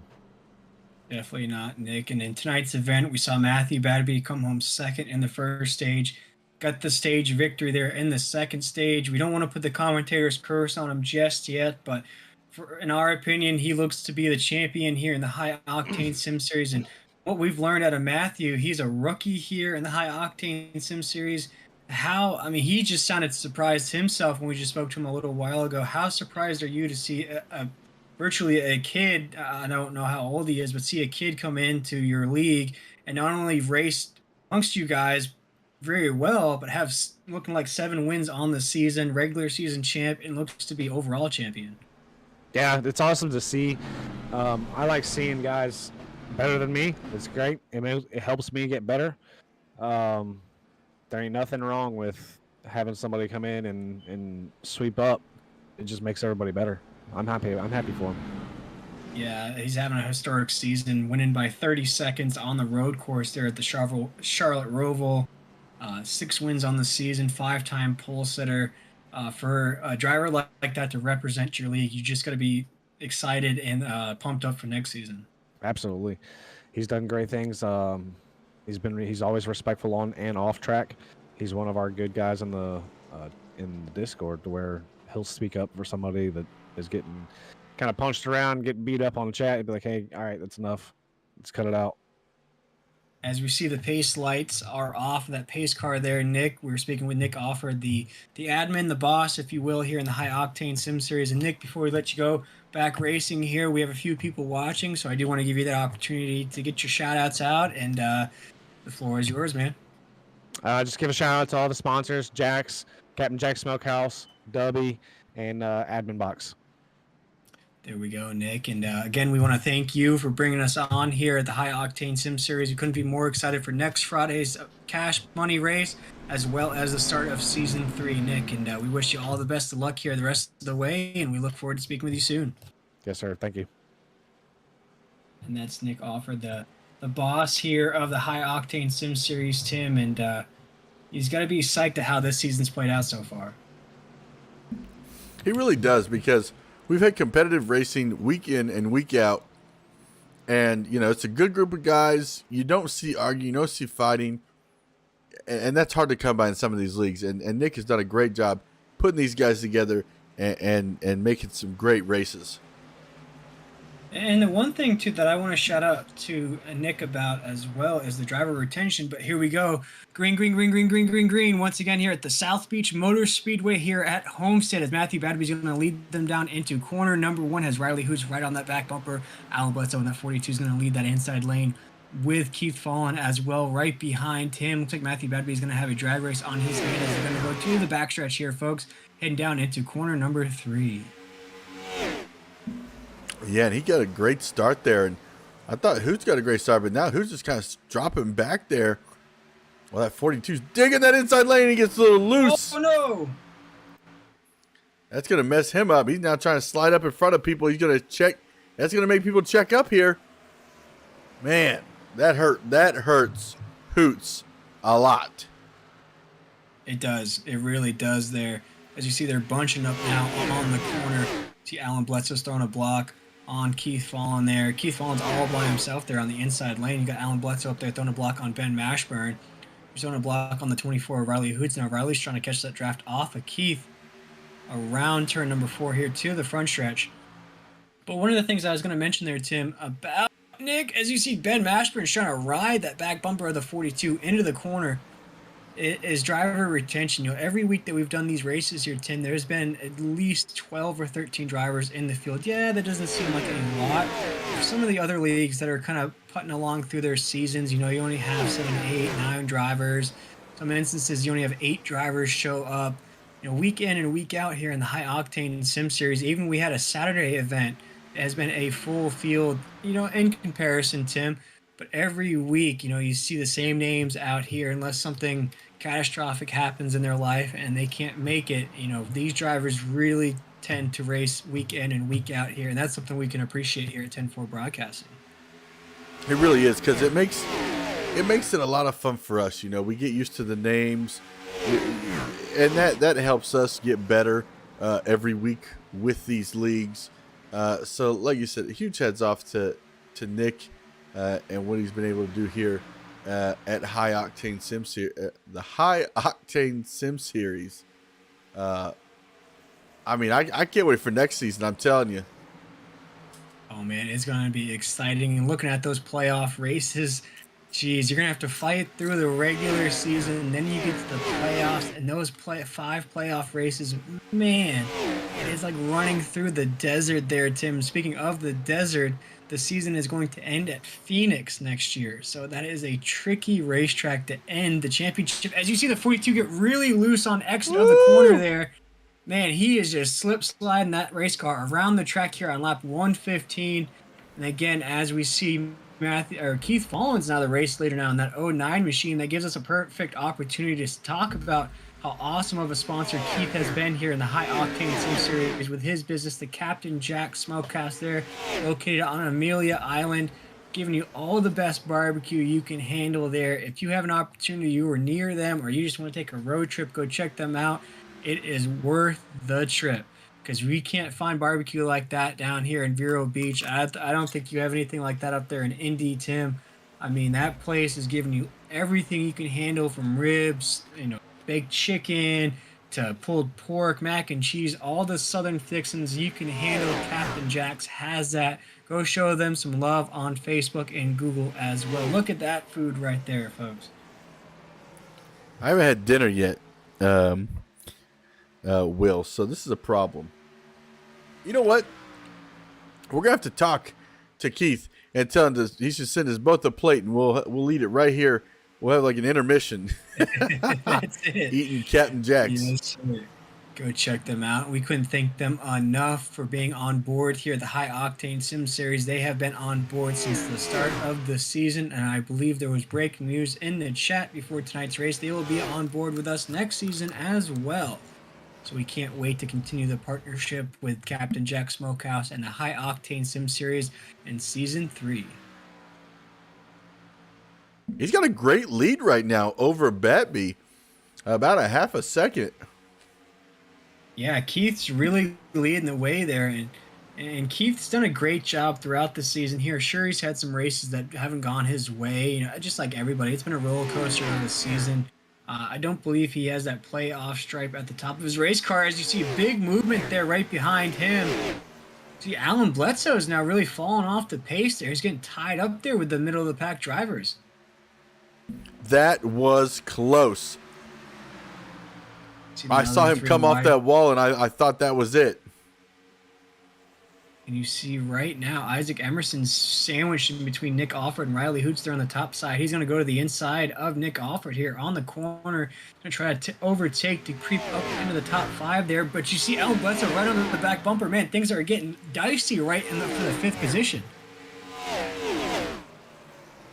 I don't think I've seen people fight for the 5th position this hard with 60 laps to go in a long time. No, and you see Kelly Thomas right there in that 51 machine on the outside. Riley Hoots is going to swing around Isaac Emerson there on the front stretch. Going to go to the inside here on corner number 1. Around 2 right now, folks. But you see Riley Hoots right there as well. Following him around, you see Kelly Thomas going to throw a block on that 42 Alan Bledsoe. Man, this is some tight racing right here. And this is, I mean, this is for like a top 10 right now.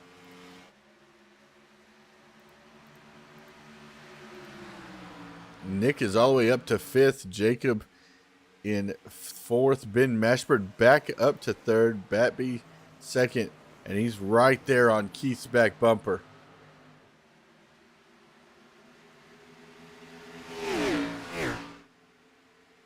Oh, Batby makes a big move to the inside. They're now 2 wide going down into the corner here. He's trying to overtake Keith, falling for this position on the track. He wants to overtake, get that lead back here. As we spoke to him just a little while ago, Tim, he wants to get that 7th win of the season, close out this season, not only with a championship in the regular season, he wants to be overall point series champion and 7 wins, Tim.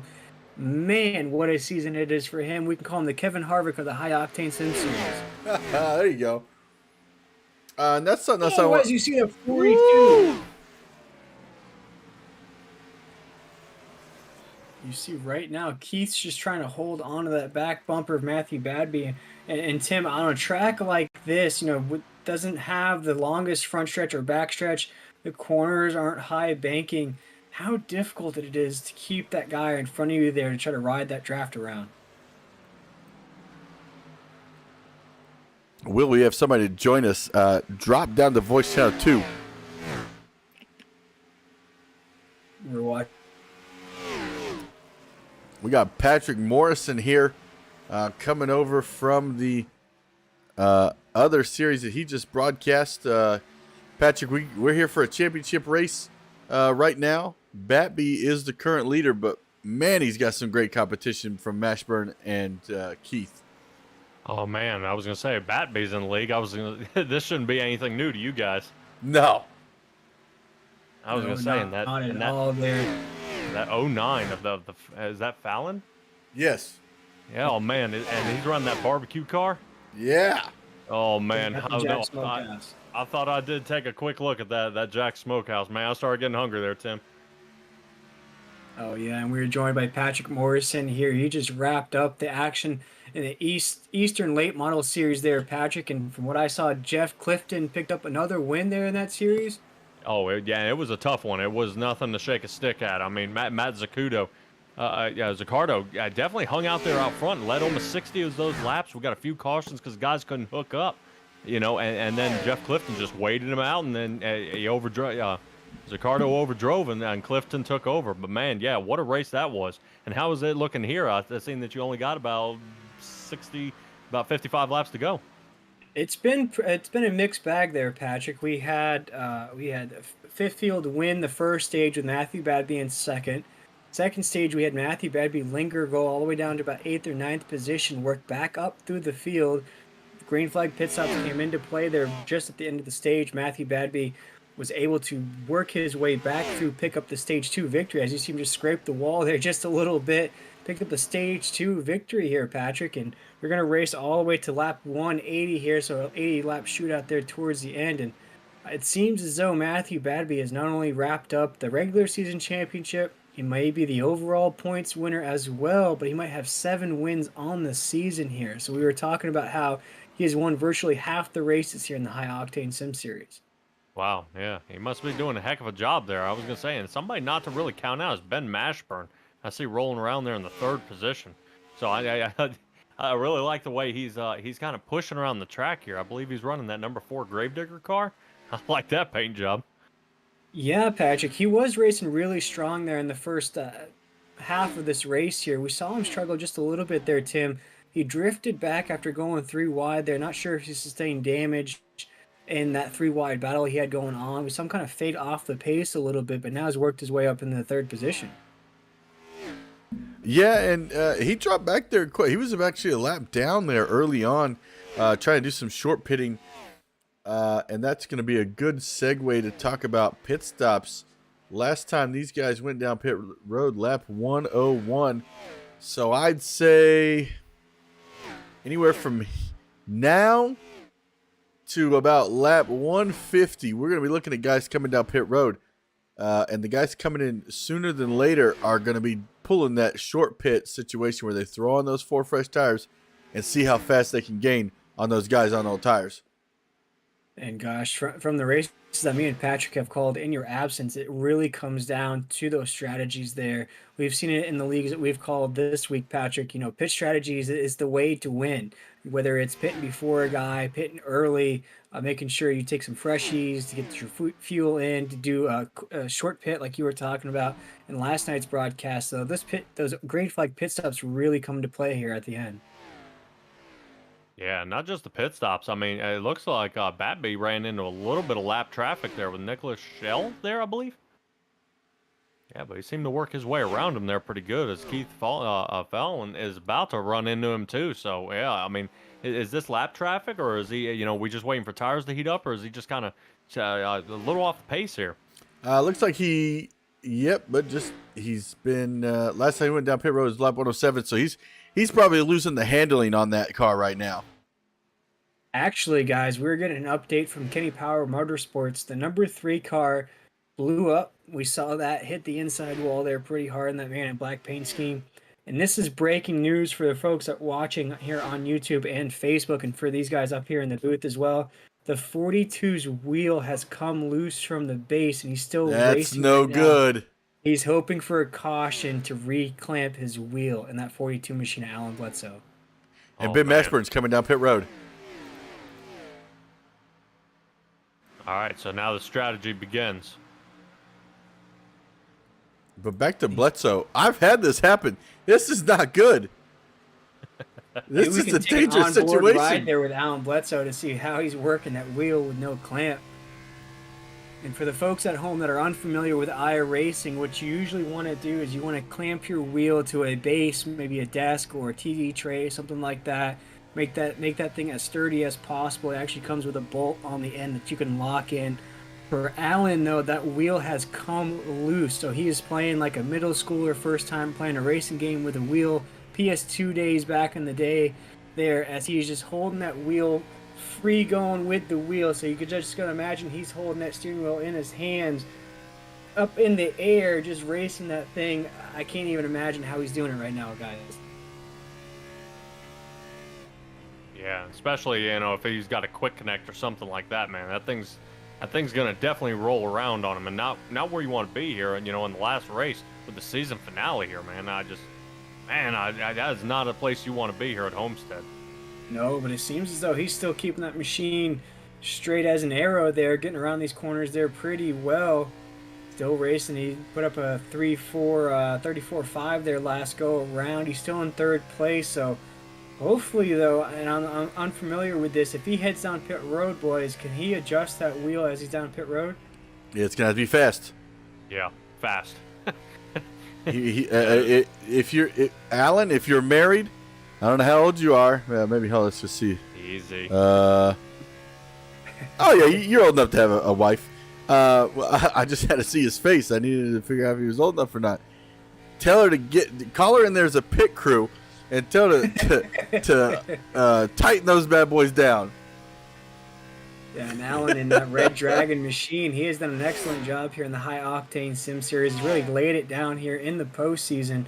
Call him the Red Dragon because when W came on as a partner here in the High Octane Sim Series, it was Alan's best race there in that 42 machine. So he has earned that moniker there of the Red Dragon. We are waiting his pit stops here, folks, as we're creeping down to the closing stages here of the season finale.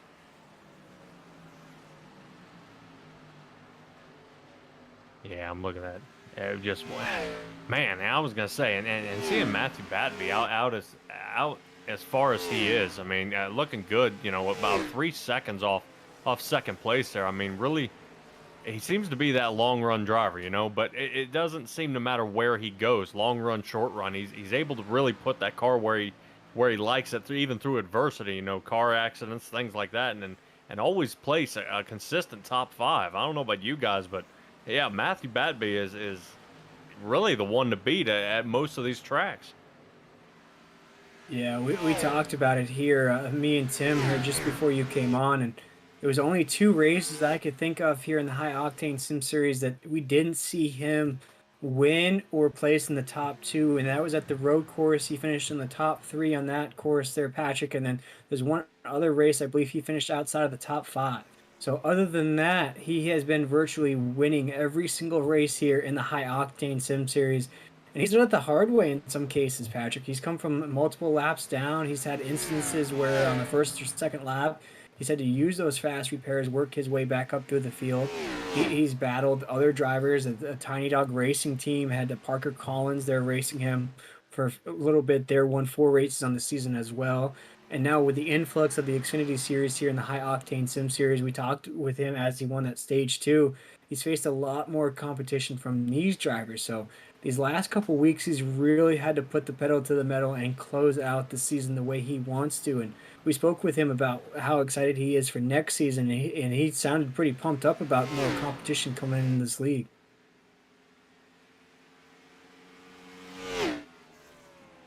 Yeah, And I think. Oh, sorry. Oh, go ahead, Tim. Go ahead. I was just going to say that, and I think, you know, during this off season, when they make that switch to the next gen car, that's just really going to level the playing field even more for this league, and I think it's going to be so much fun to watch. And Yeah. Tim, as we're taking a look at Matthew Badby here going around the corners, is there any way that we could throw up those lap times just to see what the difference is between these cars on the field? Because we are looking at Team Steel 87, so the 89 and 42, comparing lap times with each other. Badby seems to thin, and Bledsoe is faster than him currently. So we'll take a look at that here to see if that is indeed the case, and it is the case there, guys. With the loose wheel. With the loose wheel. So that is a crazy aspect. The 42 might want to race that way the rest of the go here if he's putting lap times that are faster than the leader. Yeah, the more of that feedback, the looser that thing's going to get. And especially with Homestead kind of flattening out in some areas, your pit, you know, your corner entry and your exit are crucial at this track. The gap is about 5.5 between Batby and Bledsoe. With 40 laps to go here, as you see Ben Mashburn, who was at the tail end of this pack here, is going to try to get his lap back here, guys. He is down in the 10th position. He's going to try to just go around Matthew Badby, get his lap back here the hard way, and disappointing close out to him.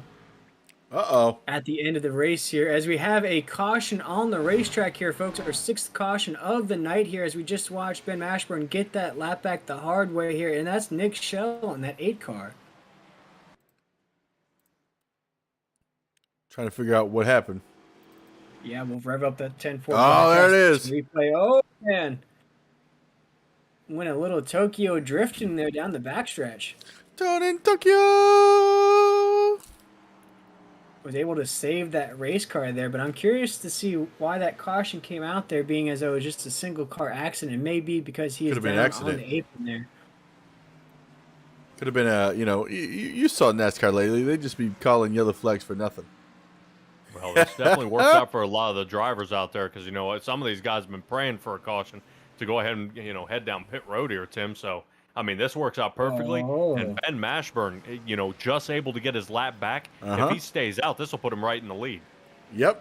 Hey guys, I know you're watching the 89 of Matthew Badby, Keith falling up there. You've seen the rest of these guys form up there at the top.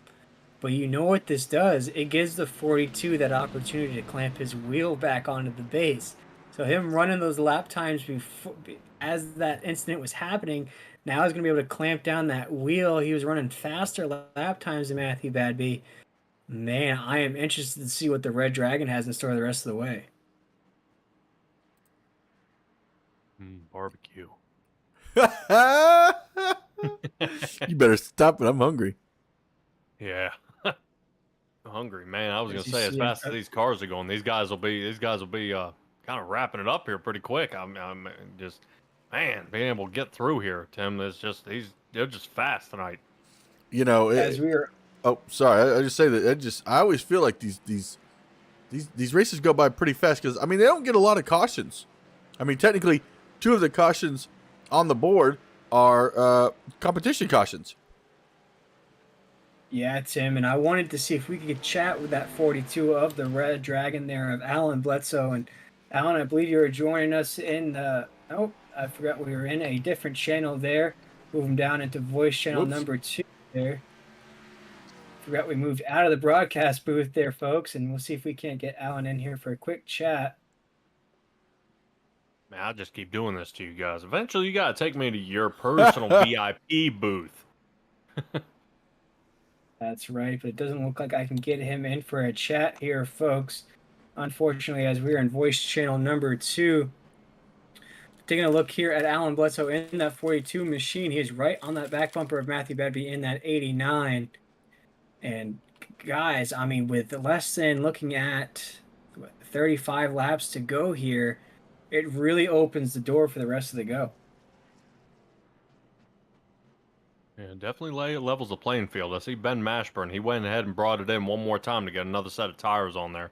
Yeah, you know, maybe thinking that the extra 10 laps on those tires are probably not the wisest move to stay out there. So, yeah, I mean, why not? I believe that puts Mashburn, I believe, in 8th position, excuse me.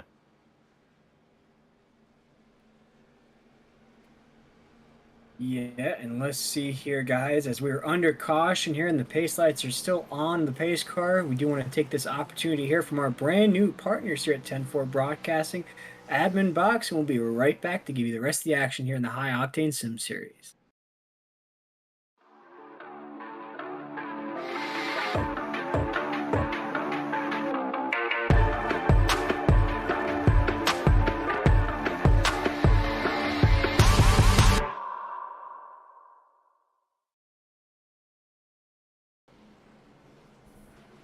And we are back live here on South Beach at Homestead Motor Speedway. The pace lights are off that pace car here, folks. We're about to go green flag racing here once again. But I believe we're trying to get Alan Bledsoe on the radio for a quick chat here, Tim. I believe you're going to jump up there and have a quick conversation with him before we go green.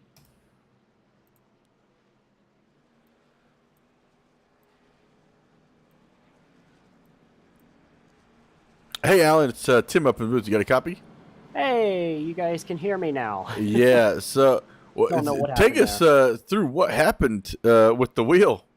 Well, one of those times that I got really loose off turn 4, I just pulled my wheel right off the base. So I was sitting there holding it jankily and trying to keep it there. It was just sideways. So I had my right arm pinned up against my ribs. Well, getting ready for this restart. Good luck, and hopefully we'll get to talk to you after the race.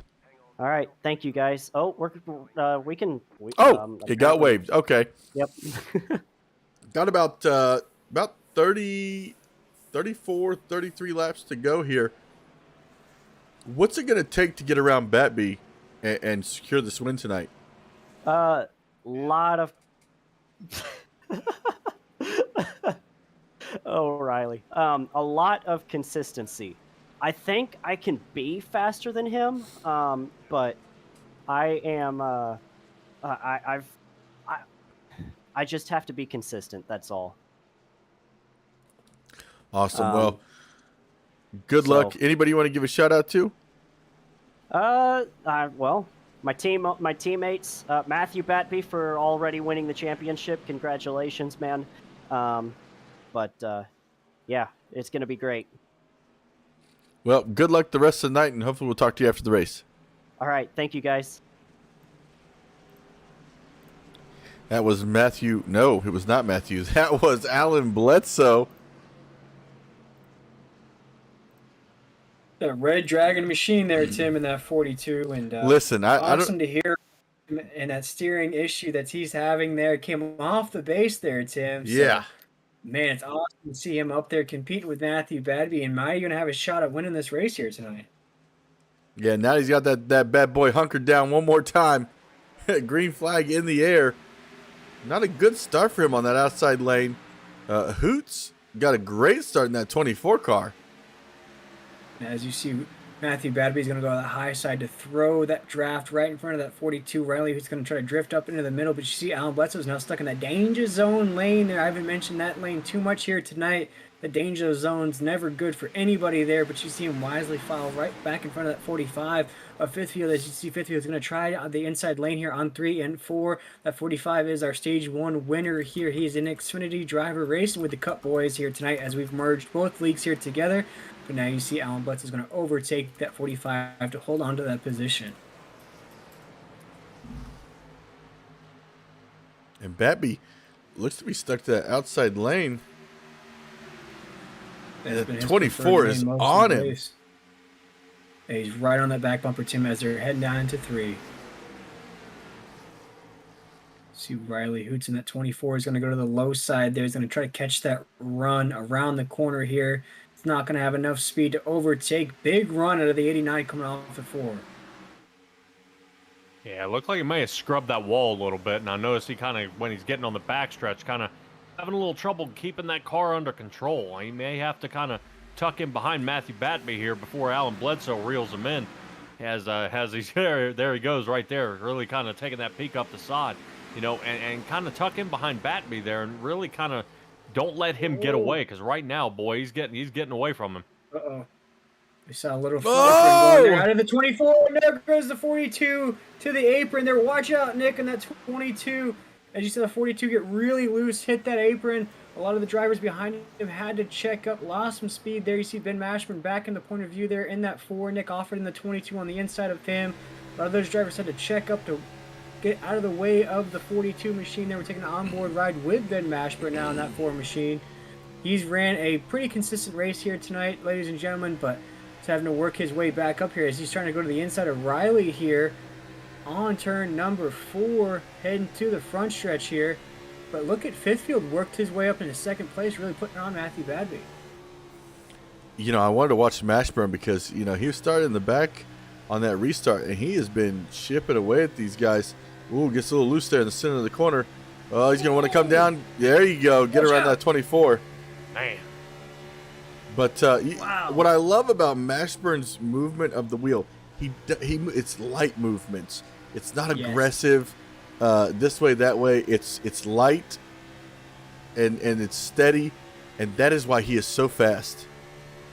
And Tim, that just goes as we're watching an inboard ride here with Ben Mashburn. These onboard cameras are brought to you by 10-4 Broadcasting. And one of the drivers that we call on Thursday nights in the International Racing League, Patrick Hernandez, we spoke about how he's able to dominate in that series, and it's the same thing, Tim. It's that feather touch on the wheel. It's almost like you're barely got your hands on the wheel, but you're able to control a car with so much weight around the racetrack. But you have to be like that if you want to dominate and run those lines. You have to have that feather touch, because just a little bit of oversteer, even in cars like this, can cost you a lot of positions. It really can. And before we move on from this on board, I just want to give a shout out to Ben Mashburn and tell him how much the Tennessee Titans suck. Just had to throw that in there. Go Colts. Man. So we're watching Ben Mashburn's onboard camera here heading down into 3. You see a pass for the lead happening right now, guys. The 45 is overtaking Matthew Badby right there. That's Fifthfield, not 45. He is trying to secure that Xfinity Championship here tonight. Not sure how close that battle is between him and Isaac Emerson, but I know if he picks up the win here tonight, that's really going to close that gap. No, Isaac was trying to win that championship here tonight. He is down in the 9th position. So to see this Xfinity driver now leading the field here in the High Octane Sim Series, it really bodes well to seeing what we're going to have in store here next season in the High Octane Sim Series, as he's going to lead the way around 3 and 4. He's leading them for now, but Matthew Batby definitely looking on the inside there. Not really liking to hang out there in that second position after he took that lead. He's going to go ahead and probably slide up here in front of that 45 car and take that wind right away from him as he's pulling away, heading down the backstretch there, Will. Yeah, but you see that 45 is not giving up on that lead battle just yet. He's right on the back bumper. He's getting big runs on the entry of these corners. He really is. Badby is going to be more faster on the exit here. We'll take a watch here. You see that 89 is going to get a big run on the exit of the corner, but that 45 is really able to stick with the 89 on the entry of the corner. So it's really a give and take battle we're seeing between the 45 and the 89. But, you know, this is going to really run down both of their tires. They're battling so hard side by side. Meanwhile, behind them, they got Hoots and Mashburn just waiting, like they're like preying on these two, waiting for one of them to make a mistake so they can capitalize. Yeah, and shout out to Mashburn there, starting in the 8th position and working his way up. Yeah, Patrick, he was up there battling for the lead there in the first couple of stages. He's had to drop back a little bit there, but I believe his hard charging here in the last stages of this race here is brought to you by W Energy. He definitely had his W Energy here tonight. We invite you to go check them out at wdubby.gg. Use promo code HAAS at checkout to get that discount. And Tim, I believe you mentioned that 3-pack is on sale as well, so you can get a double discount on your W Energy tonight.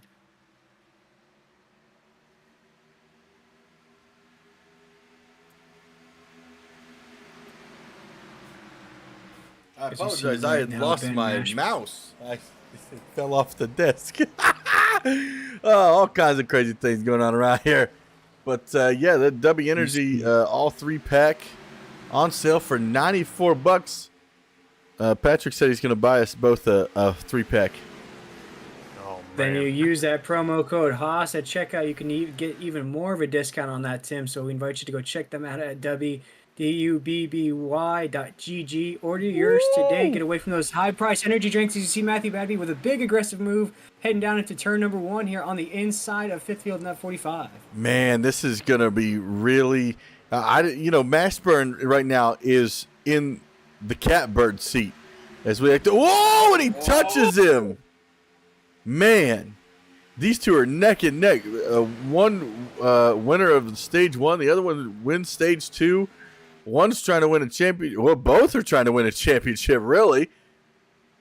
I believe so. And Matthew Badby is not complacent, knowing that he has that championship wrapped up here in the Cup Series. But Fifth Field wants to close out his Xfinity run with a win here tonight at South Beach. So both these guys want to take home the prize here in South Beach. Matthew Badby wants his 7th win of the season.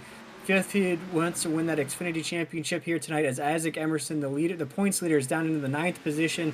So everything is on the line between these two drivers up in the lead here as they go around 3 and 4.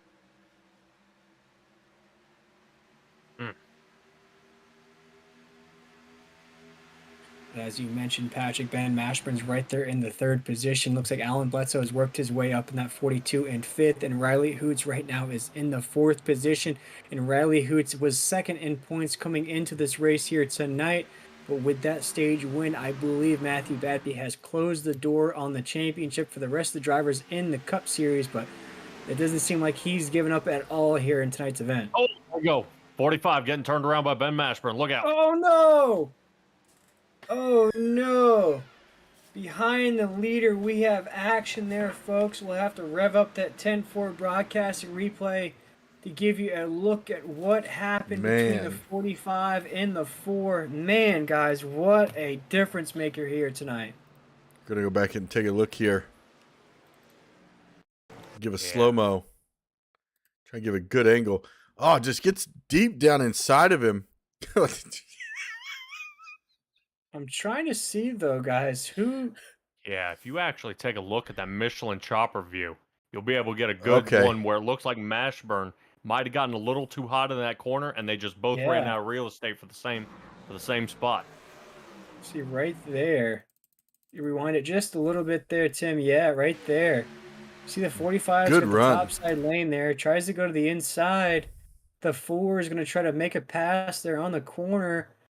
It looks like, as you mentioned, Patrick, the 4 is just going to come in with too much speed.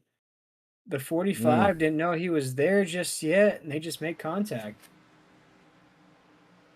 Yeah, man, that really I don't is gonna know. That put should have been a 45 on the caution, back though. foot. I think if it prohibits the rest of the field there, Tim, I believe that is a good caution flag there. With all those drivers behind them there in that field, I think it was the best move there to throw that caution.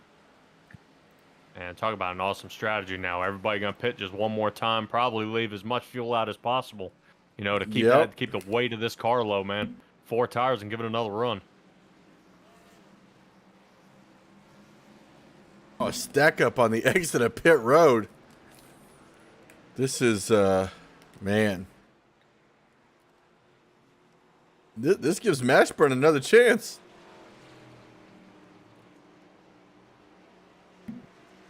Yeah, it looks like that. I believe that 45 car might be looking pretty good there, not all bent up. So I think he might have got his car squared away. And man, that's lucky break.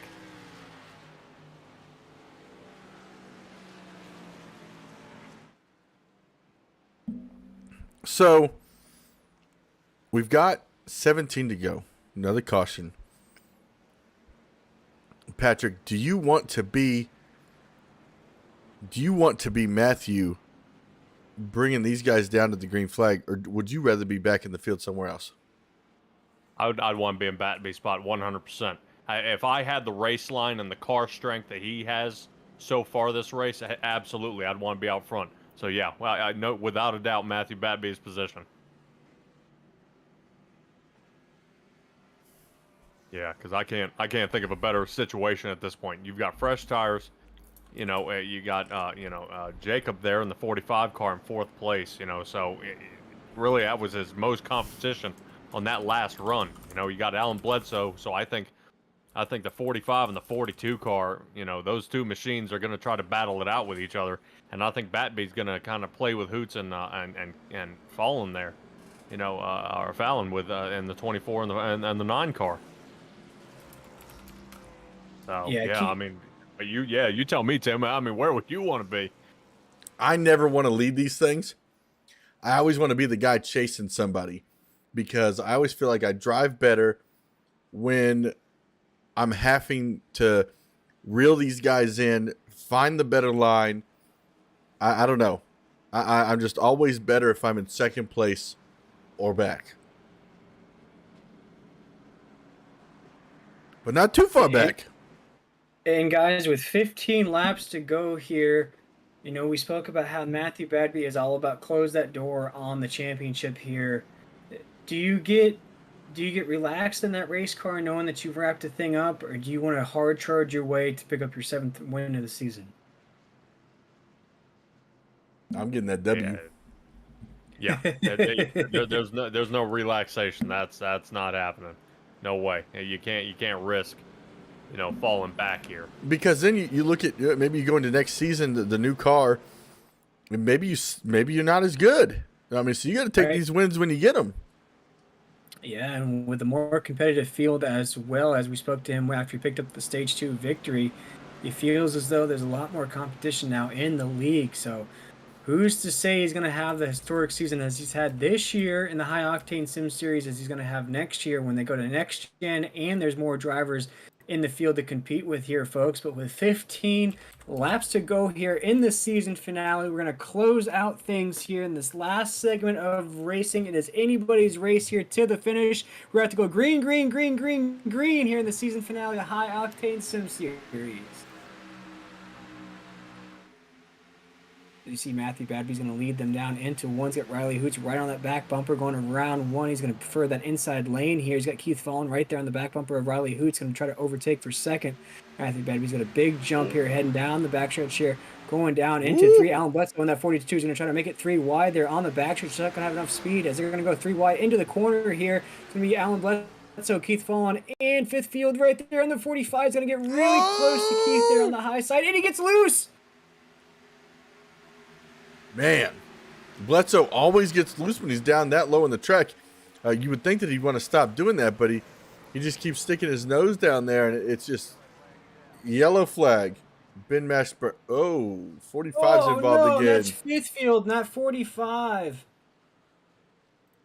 Yeah, Oh man. you saw earlier in turn one. Oh, Yeah, Ian in the 25 car in turn 1 and 2 got loose, and then I guess Fitfield I guess ended up getting turned around. going inside somebody, getting hit by quite a few different Dang. drivers. That's Isaac Emerson right there. Gave him a little love tap there. He said, you thought about winning that championship, but man, what a disappointing end for the 45's race there, Tim. I know, Patrick, you're joining us late here, but he picked up the stage 1 victory. Had Matthew Badby right on his tail, ran really strong in stage number 2 as well. Coming on strong here at the end of stage number 3. They're racing with Matthew Badby for the race win. To see your race come down to something like that with less than 15 laps to go, that is just going to be a gut punch here in the season finale. Yeah, what a bummer there, man. What a bummer. I mean, seeing now that get turned around. It's going to be interesting to see who's he facing for the championship. I'll check that for you right now, Tim. Emerson, I think. Yeah, I believe so. That was yep, it was Jacob Fifthfield and Isaac Emerson, and they were a total of 1 point away from each other. Oh no. That's 1 point. Oh man. Hey, the bright side is, though, I don't see that the 45 was involved in anything throughout this race. So he'll be able to use that fast repair, get that race car back out there, and he might be ahead of Isaac Emerson when they roll out of here. And with that stage victory, he might have the points to overtake him. I believe he used it during that last wreck with Mashburn. Yeah. And we'll have to keep an eye on him, see if it's savable or if he's gonna have to take this thing back to the garage. But I think, boys, if he could keep that thing out there and finish ahead of Emerson with that stage victory, that might be enough to give him the championship. But it all depends if he can get that race car back out there. He's got the guys beating and banging on that thing with hammers, getting those dents worked out, getting that duct tape on that race car. And we'll see if he was able to roll that 45 back out on the track. He's not moving just yet out of his pit box, doing a lot of repairs on that race car. Man, that's going to be quite the disappointing end to his season if he can't get that thing rolling again. And there goes Isaac Emerson out of pit road. Man, what a disappointing way to end your night. Yeah, tough break there, man. Tough break. Racing hard all race from what you guys are telling me. And, oh, there he goes. He's pulling out of pit. All right. So we'll keep an eye out on him here with 10 to go. He's got 2 positions to overtake. He's got to overtake Nick Shell in the 10th. Then Isaac Emerson right now is rolling out in the 9th position. So we'll keep an eye out on that battle ensuing, as they were only 1 point away from each other coming into this race here tonight, guys. It couldn't have been any closer for that series championship, as it looks like our series champion Matthew Badby is going to roll out P1 here for these last 10 laps to go. Yeah, it's unfortunate. Isaac is, or I'm sorry, not Isaac. Jacob is being registered a lap down right now. Man. So that makes me think he had a lot of required damage that did not allow him to lead before the pace car came back around. Yeah, he's still got a lot of massive damage on the back end of that car. So, I mean, it's definitely going to affect his downforce, if he's able to continue throughout this race. But with a stage victory, those stage points you get from that stage victory, and only 1 point separating them, it's going to be very close there for the championship. If the 45 could have just stayed out, kept That's it true. clean, it definitely would have been his championship. But it's going to be very, very close here towards the end, as right now on the grid, Isaac Emerson is in 9th, Jacob Fifthfield is in 10th. So only 1 position separates those two. And they're both a lap down. So this is really, I mean, that is going to be a great battle right there. As we're looking at the chat here, this is a lot of trash talks going on between the drivers of the 24 and the 89 right now in the Kenny Power Motorsports chat. Yeah, something to keep in mind here, Tim. If If Jacob can stay in front of that 8 car, and another caution comes out, that'll put him lucky dog position and back on the lead lap. Give him some time to fix some more of that damage and may be able to give this thing another shootout. But like you were saying, the High Octane series doesn't have a whole lot of cautions, but we've had a few since I've joined you. Yeah, but that's the nature of the game. Coming down to these, the end of these things. What do they always say? Cautions breed cautions. So here we go, folks. We're going to get a green flag here. It's going to go green, green, green, green, green, green, green here with 9 laps to go here in the season finale of the High Octane Sim Series as Matthew Badby is going to lead them down into corner number 1. this is going to be a tight race here. That 24 is going to want to stay on him like a fat kid on cupcakes. I love cupcakes. You see Matthew Badby on the high side. Riley Hoots is right there on that back bumper. Man, watch Ben Mashburn there in the back, boy. Oh, no. 3 wide. He's hard charging, trying to get around the 42 of Alan Bledsoe, the 51 of Kelly Thomas, and he gets loose. Watch out, Keith there. Oh, man.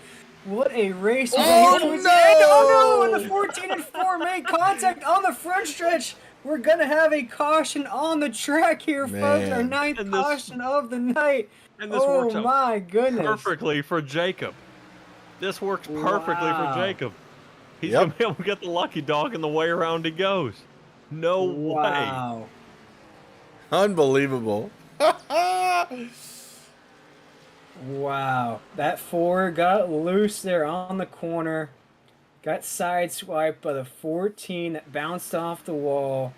Then the 4 bounced off the wall, got diagonal, and then crashed out right there on the inside of the track there. Watching it delayed on my screen, but we'll rev up the replay for you folks at home as well. Really started coming out of turn 4.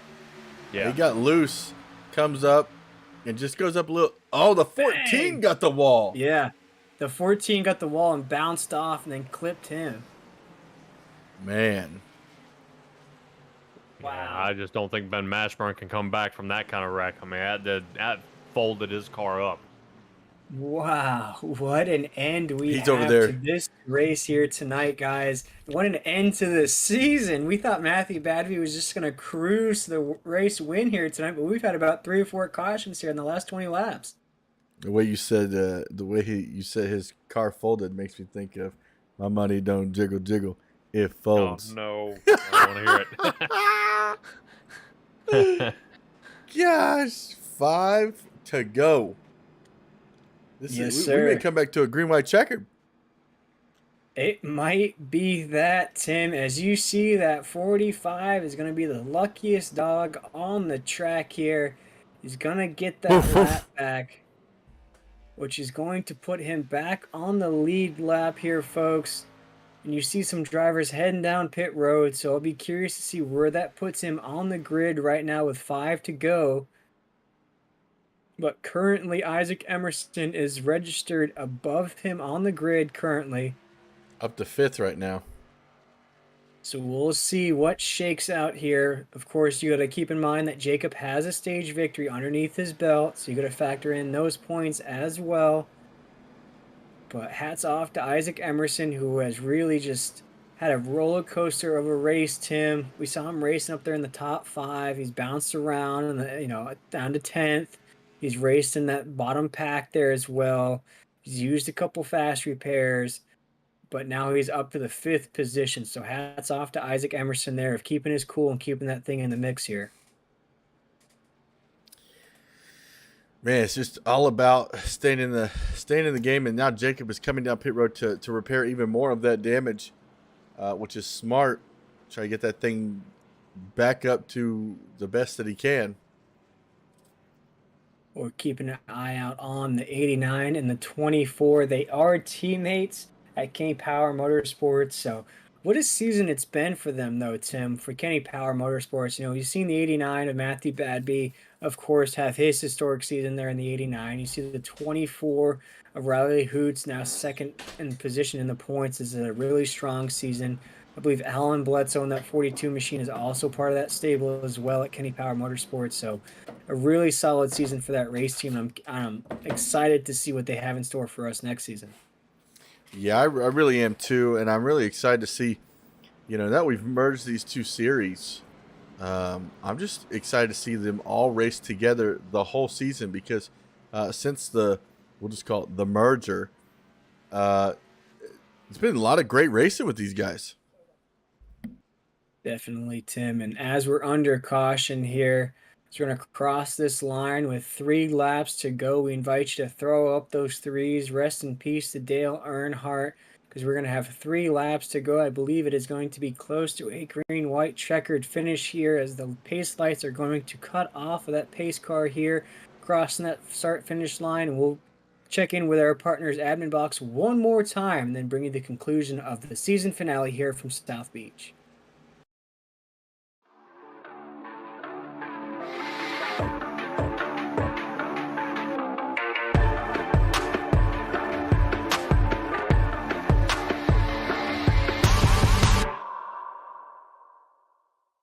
One, and we're back.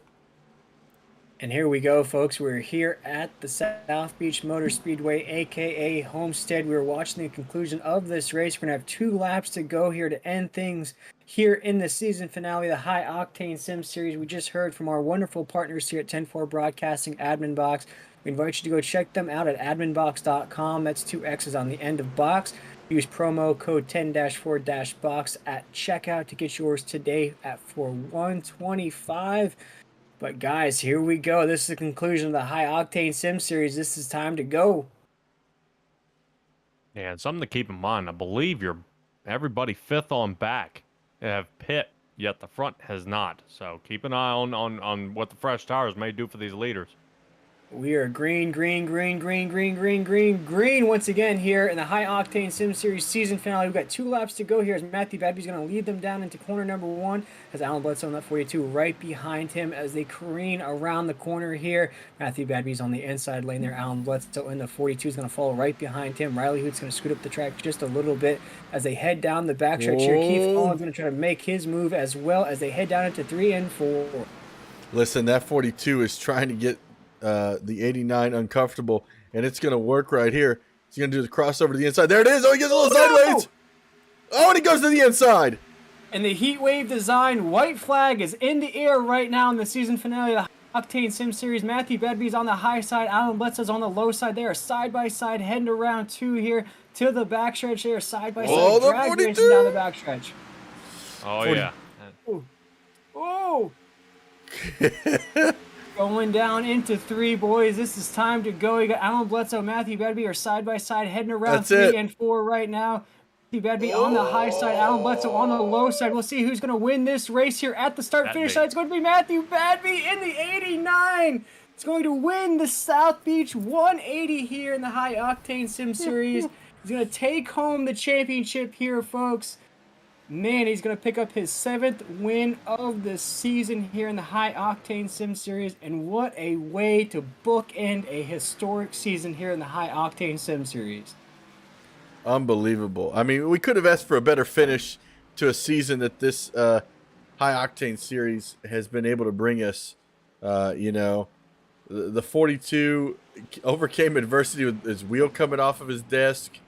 24 was up here. Both had great starts. Both had a great restart on that last green flag restart right there. Man, what a race it was. Patrick, you were able to join us here towards the end. And we're watching the Kenny Power Motorsports team celebrate there on the front stretch. That whole stable just went 1, 2, 3 to close out the season here, guys. And man, Patrick, what's your take here on that? I believe you joined us for the last 100 laps or so. What an ending that was. Yeah, man, and you wouldn't think track temp would play anything as you see the top 4 guys here kind of spinning it through, looking pretty cool there.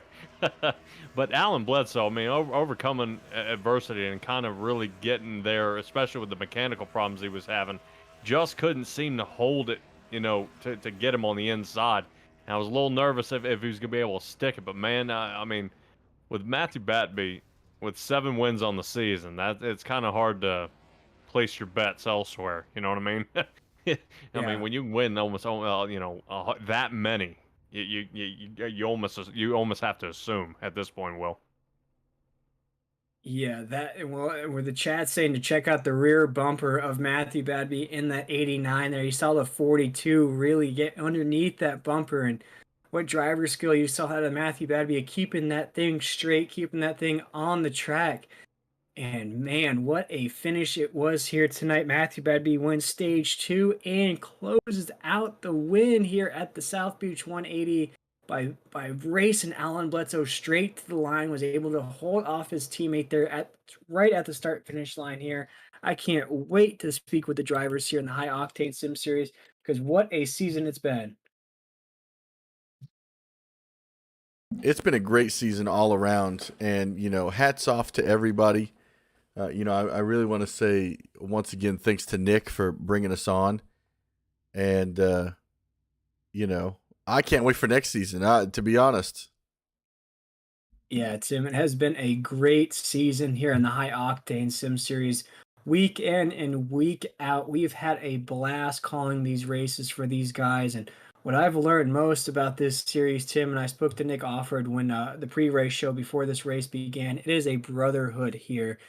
Some of the drivers have sustained, unexpected losses. Matthew Wilson unexpectedly lost his mom midway through the season. We had David, who lost his mom or lost his dad last night, who's race control now at High Octane Sim Series. We have the deepest of lows, and we have the highest of highs with James Brussucker picking up a win there in that 3 car, who struggled throughout the season, but when he won, it seemed like everybody cheered him on there. Got Matthew Badby winning 7 races on the season. You got 2 wonderful sponsors that have come on board here in the High Octane Sim Series of W Energy and Captain Jack Smokehouse, with Keith Fallen being behind that sponsor. And now they've landed AdminBoxx as well here for season 3. So we are excited to see what season 3 has in store for this league, and just to be a part of the growth and the brotherhood of this league has just been a tremendous experience here for the last few weeks or so. Well, we're going to go ahead and first off, I want to say thanks to Patrick for joining us here for the second half of the race. And yeah, I don't know where I was going with that. Yeah, Patrick, I believe your week's not over just yet. You've been on a marathon with me here the last week or so. I believe we'll see you back up in the booth tomorrow night in the Powerhouse. Powerhouse. Yes, for the Bristol running. So yeah, that'll be an exciting run tomorrow. So I'm a big fan of that track. Wait, is that a championship? That will be the round 2 of the playoffs. Round 2, okay. Yes, sir. And then I believe Sunday night we'll be back up in the booth for the East Coast Modified Tour there. That's rounding out their season. I believe there's only 3 or 4 races left in that. We'll see if the driver in that one, gosh, Caden Tusk, can close out his historic season he's having in that league as well. Then on Tuesday night, you can catch us back up in the booth here in the Virtual Racing Association as well. But Patrick, we want to appreciate you joining us here the last 100 laps or so. I know you had a blast calling the Eastern Late Model Series there. You saw Jeff Clifton pick up another big win there in that series at New Smyrna. But man, what a blast it must have been to watch these 100 laps or so. Yeah, and I really appreciate you guys having me. But we'll I'll meet back up with you guys later. But hurry before those drivers decide to celebrate with their teams instead of talk to you. So I'll catch up with you guys later. All right, see ya. Here we go. We're back up in the booth here, guys. And Tim, I believe it is time to speak with our top 3 finishers here in tonight's event. First of all, it's time to talk with the second place finisher here in the series. Had a really good run here towards the end of the season. It's the 24 car of Riley Hoots. And Riley, you were up in the booth here with Tim and Will, and we saw that finish there, man. You just couldn't get past the hump that is Matthew Badby there at the end. Take us through your point of view of tonight's race, and you got to be psyched for your teammate winning the championship. Yeah, I mean, first and foremost, congratulations to Matthew, my cousin. I'm beyond proud of him. I mean, to do what he's done at 16 years old and just come in here and take this league by storm has been unbelievable. I thought I had something to contend with him tonight, but I was just struggling so bad on restarts, and I didn't get launched as good as Alan did behind him there, and then I ended up having to race Keith coming to the checkered flag. So was a little disappointed with how that restart played out. I would have liked to have gotten a better launch, and I think I could have had something for him. But decent end to the season. A lot of ups and downs, but I'm just so unbelievably proud of Matthew. Yeah, this race, and me and Tim were talking about throughout the race here. This race just seemed to get shot out of a cannon to start things off here. Just the energy and the pace of this race throughout was just from lap 1 to lap 180, just seemed like everybody was racing at their maximum. Did you sort of feel that throughout tonight's race? Oh, absolutely. I think the one exception was stage 2, which ran pretty much green. Um, I was able to get settled in and relax. I think my heart rate was the lowest during stage 2 that it was the entire race. Um, Beyond that, though, I mean, it was white knuckle racing all night long. Yeah, it really felt like that for us up here in the booth. And I believe you're going to finish the points series second, if I'm not mistaken, there. Really try to chase down your cousin there, who comes home the champion here in the High Octane Sim Series. And he does it in historic fashion, winning 7 races on the season, has the largest winning margin for us here at 10-4 Broadcasting of 30 seconds. So, what a big season it is for your teammate and cousin there. But looking forward to the rest of the way here in the High Octane Sim Series. We got a paid or money race on Friday night, as well as Season 3. What can you take away from this season leading into next season? Well, I'm actually looking forward to next season, even though it presents a lot of unknowns with the next gen car. I actually don't have very much seat time in the car. Uh, Pretty much everyone on my team has been focused on these races, and we've still been running the Gen 6 throughout most of the year. So it's sort of going to level the playing field, I would think.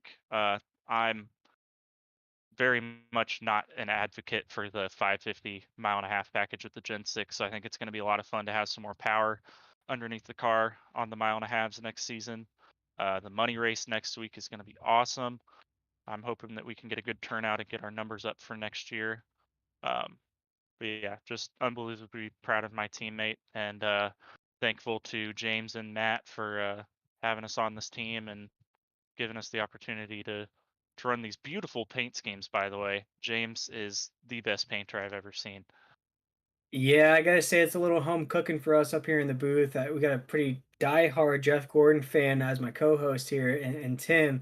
Every time he Oh sees you yeah. rock those Jeff Gordon tribute schemes, I think he gets a little giddy up here in the booth. Yep, I'm a big Gordon fan myself. I'm gonna Um, need next season. I need you to run the 24, the Pepsi billionaire car that he won the 2004 Pepsi 400. I almost ran that at Daytona a couple of weeks ago, Oh, but see, it's my we've favorite. got some interesting things in the works for next season. I'm not going to be running Gordon schemes every week. I've got some original paint schemes that I'm excited about. Still going to have All the right. 24 on the side, which is awesome. But yeah, just looking forward to what's next. That's awesome, guys. Two fangirling fans of Jeff Gordon here. Almost like you guys want to give each other virtual high fives through the I screen will. here. Oh He's yeah, such big. I met Gordon But last summer and I Riley, loved it. right. jealous. Gosh, well, he's now the president or going to be the president of Hendrick Motorsports. So, big way he has come from a no name driver in that Rainbow Warrior machine to now the president of Hendrick Motorsports. So, you guys latched on to quite a great driver there. But Riley, as you're coming home second in the point standings here, third in the race here tonight. It's the end of the season here. We'll pick back up with you next Friday, and then you guys get about a week or two off, and then you pick back up here in season 3. But before we let you go here for the week or so, we do want to give you that opportunity to shout out any of your sponsors you've had out throughout the season here and anybody that's tuned in to you throughout the broadcast. And where can we find more information about Kenny Power Motorsports? Well, first and foremost, again, I just want to shout out my cousin Matthew for doing the unthinkable this season. It's been fantastic. We've got a lot of family that tune in and watch us every week, from aunts to our moms to our dads. We've got other cousins that tune in and watch the races every week. So just thankful for all the support that we get. And again, just super thankful for the opportunity to be on this team and the beautiful paint schemes that James puts out for us. Uh, with Dr. Pepper and Target. I didn't run very many of those this season with all the Gordon tribute paints, but next season we're going to have them on the car a lot more. Really excited for what's coming. Man, Riley, well, great job this season. Great race here tonight. You close out the season in an awesome fashion. You finished second in the points. You really came on there during the playoffs. You gave it your all here tonight. That's what we love to see out of 10-4 broadcasting here, Riley. And we look forward to seeing what you have in store for the money race next Friday. And of course, for season 3 coming up on the 24th of June. We want to congratulate you on an awesome season here tonight. We want to congratulate you on an awesome race here in the South Beach 180. And we look forward to seeing what you have in store the rest of the way. All right, thank you guys. Thank you again for coming on board as well. Midway through the season, the 10-4 has been awesome, and looking forward to a long partnership with you guys. Awesome. We're excited Appreciate to be that. here as well. All right, have a good one, guys. See you next week. See you. Of course. And that was Riley Hoots there, Tim. And Riley was one of those drivers that may have, throughout the season gotten overshadowed by Matthew Badby's historic season. But as he mentioned, they are cousins, so it's going to be awesome. And he's psyched for his cousin to come in here as a rookie, only 16 years old as well. You see a lot of that, Tim, in iRacing. A lot of these young guns not only come in, with a lot of, how do I explain it, experience at a young age, but they come in and dominate these guys that have been doing it for years. I was a teenager and I did the same thing. Yeah, heck of a run out of Riley Hoots there in that 24, but I believe you were catching up with the Red Dragon himself, that 42 machine of Alan Bledsoe, and Alan gave it his all there towards the end. And Alan, you are joining us here in the 10-4 broadcasting booth. You're joined by Tim and myself, William Tiller, and man, what an awesome race that was. That was, holy cow, that was so much fun. Woo, my heart rate's still pounding, but man, I was going for that win. I was really going for it. Batby,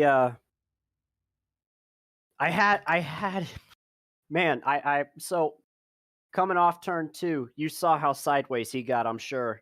And I just gave him that little bit of a nudge, because I had nowhere to go. And I just kind of thought, looking back at the replay, I thought, man, if I hadn't have bumped him, I think I would have had enough speed to actually clear him off too. So, I wish I could have gotten down a little further. But that was, oh man, that was a fun race. Had a really fast car all night long. Just Batby was just that little bit better all the whole race. I just green white checkers, man. Woo! They are intense. So yeah, that was a battle there at the end between you and Matthew Badby. We saw you get underneath the 89 of Matthew Badby there towards the end. Were you kind of thinking like, hey, he's already won the championship, I want to get this race win here tonight? I was thinking I was going to clear myself, but I didn't want to wreck us both. And just kind of throw away a shot at a top 3. Had a guy who had money on me getting the top 3. Told me if I could get it into the top 3, he was gonna pay me $10. So give me my $10. That works out, yes sir, indeed. In that 42, Alan Bledsoe, aka the Red Dragon, there in that 42 machine, and man, you kind of really gave it your all here tonight. We were just speaking with Riley Hoots there. This race from lap 1 to 180 just seemed like everybody was racing on edge. They were really giving that their all here in the season finale. Did you kind of feel the same way there, that everybody was kind of racing to their maximum potential here tonight? It was definitely edgy. I had the fastest car on the long runs. Like Bappy told me himself, I was catching him. So it was just, there were some guys that would drive to the front in the short run, and then some guys that would, and then those guys would fall back. The tire wear was awesome tonight, but it was intense for real. So I needed my W energy tonight. Red Dragon needs his W energy, right? That's His right. Red Dragon W energy. Yeah, needed that tonight because the baby was up all night last night, so it was That's right. it was interesting for sure. Man, it has been quite a season here in the High Octane Sim series, and you kind of came on strong there towards the end. Of course, you welcomed a new baby into your life as well throughout the season. So it's been a season of within the league of a lot of, very extremely lows, with the unexpected passing of a few parents, but then the highs of highs, with you having a new child in your life. You see Matthew Badby have 7 wins on the season. Kind of take us through your point of view of how this season was for you, and how excited are you for season 3? Dude, I am stoked for my chances in season 3. I just need to get a little better at the next gen cars. Those things are hard to drive, but and like I don't have force feedback on my wheel, as you guys know. But so I'm watching everything that the car does visually, and like once the car steps out, it's gone. It's so hard to get back, so you have to be super careful with the throttle. And I I just need a little bit of practice. I think I'll be okay. But yeah, congrats to Matthew.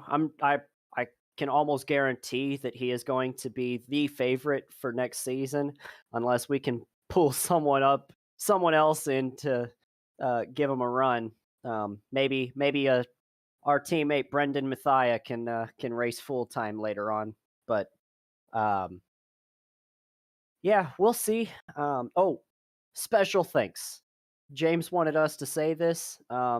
Big special thanks to James for having this team together, and getting us all together into this group. It's an awesome group of guys. Like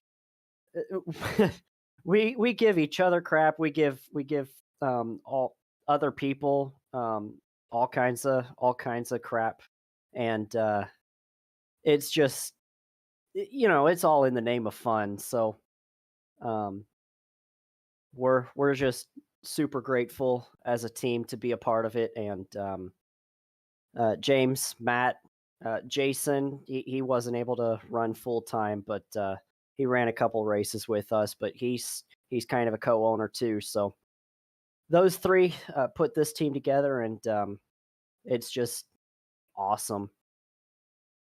Yeah, man, it has been an awesome season out of you, Alan, and what a conclusion to your season here to finish in second, right I behind your think I got teammate. second in points too. There you go. You snack up there at the table, finish second in points as well. So definitely a way to close out your season, close out your session here at the South Beach 180. And Alan, we couldn't be more stoked along with you for season 3, as well as the money race coming up on Friday night. Hopefully we see you there as well. But I just want to say for myself and Tim Hammond as well, a big congratulations on your season. Big congratulations on the newborn as well, and a big congratulations on your second place finish here tonight. And before we let you go, you kind of did it there just a little bit there, but on this historic season that Matthew Badby, your teammate, had, and you've now finished second in the points here tonight. We do want to give you that opportunity to shout out any sponsors you've had throughout the season, anybody that's watched you throughout the season as well. My dad wasn't able to watch this one, but always got to shout him out. He's my biggest fan. Even bought a T-shirt for me. That's awesome. And yeah, and obviously James. I gotta thank ATD for letting me put their logo on the car.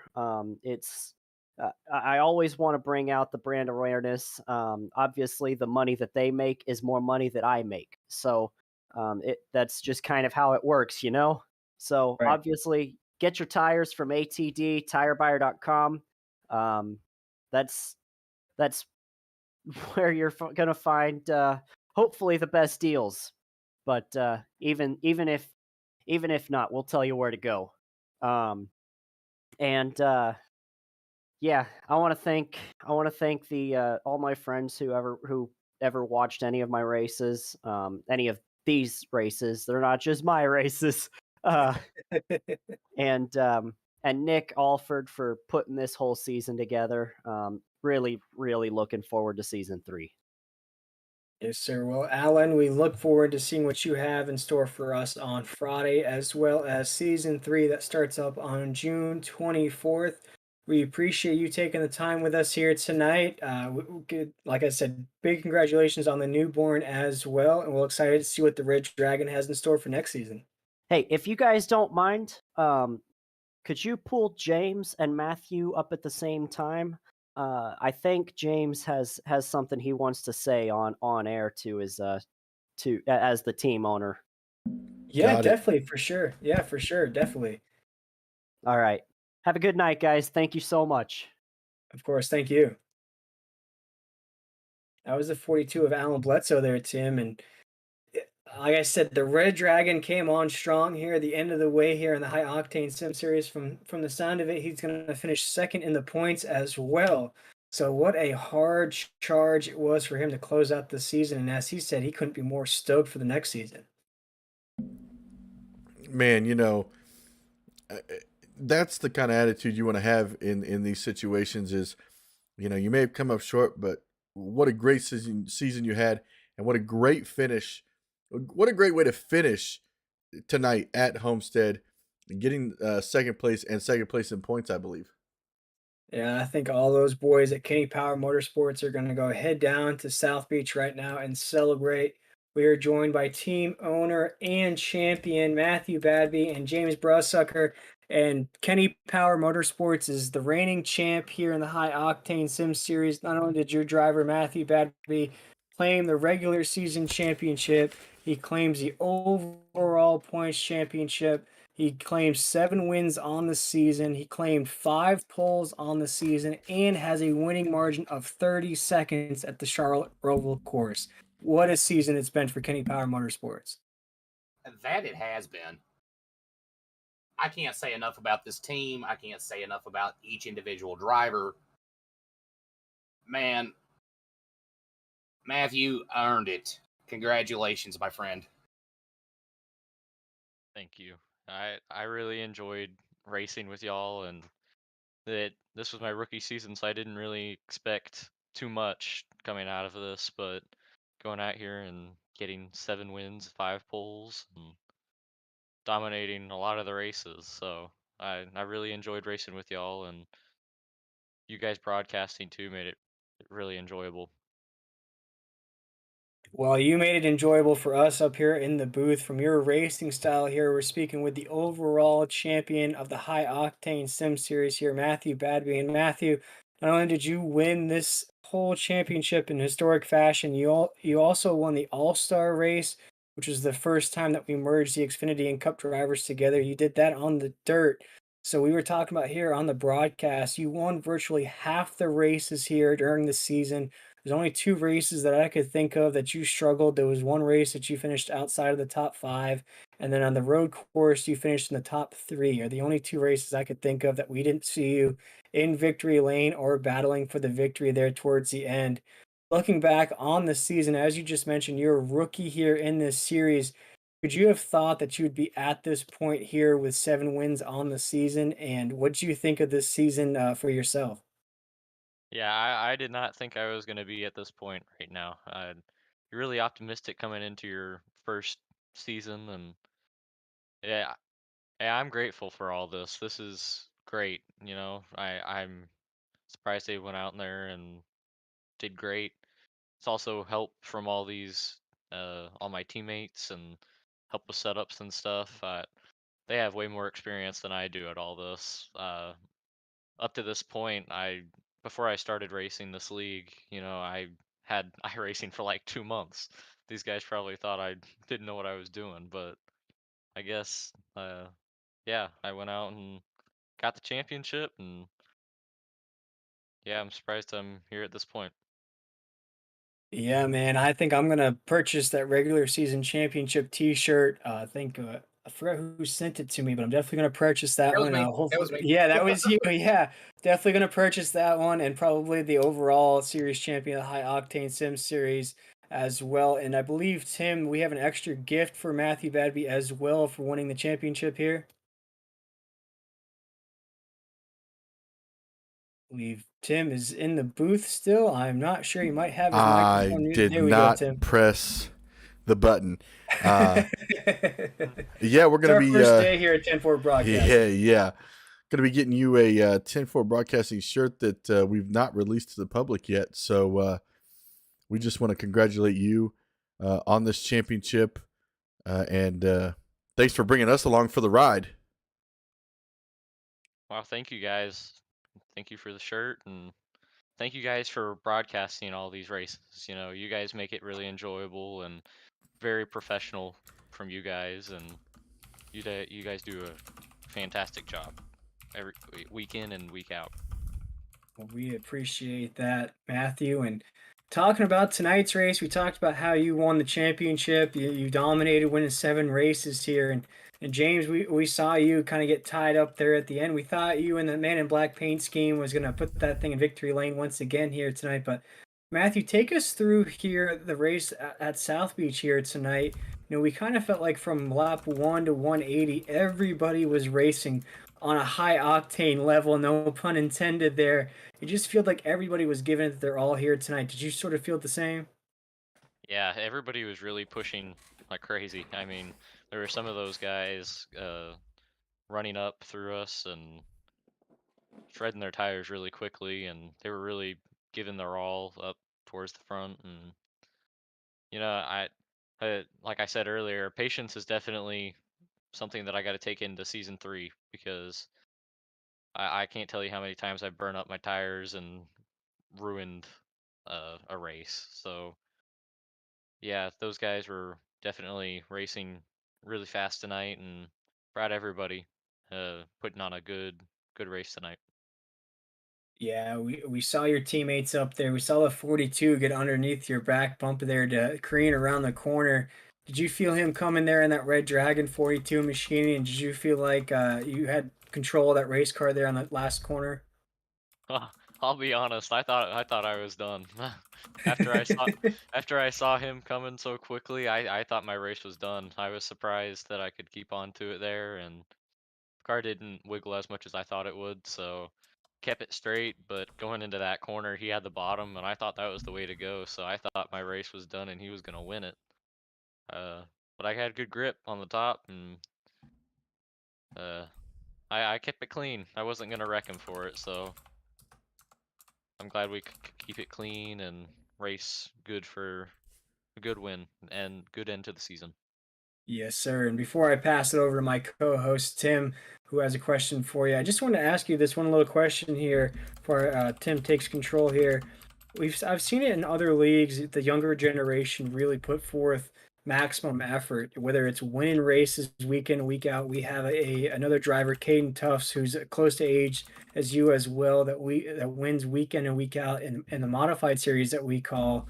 What I was going to ask you was, what do you think it is about the younger generation that's really taken a liking to this iRacing simulator game more so than, say, playing like a console game or something like that? Because there's a lot more that goes into playing a game like this. If you call it that, it's more like a simulation.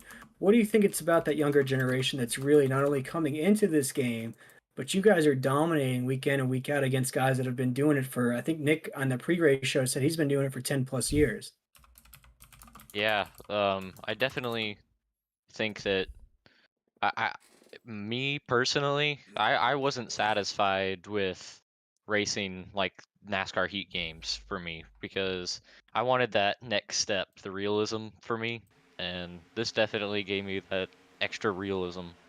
It's not perfect, but it's definitely there. But I definitely think that the younger generation does have a lot more time, even with school and all sorts of stuff. But we can, you know, when I get done with my school, the first thing I do is hop on iRacing. So yeah, I try to make sure I do a race a day and keep on um, evolving as a driver, and keep getting better.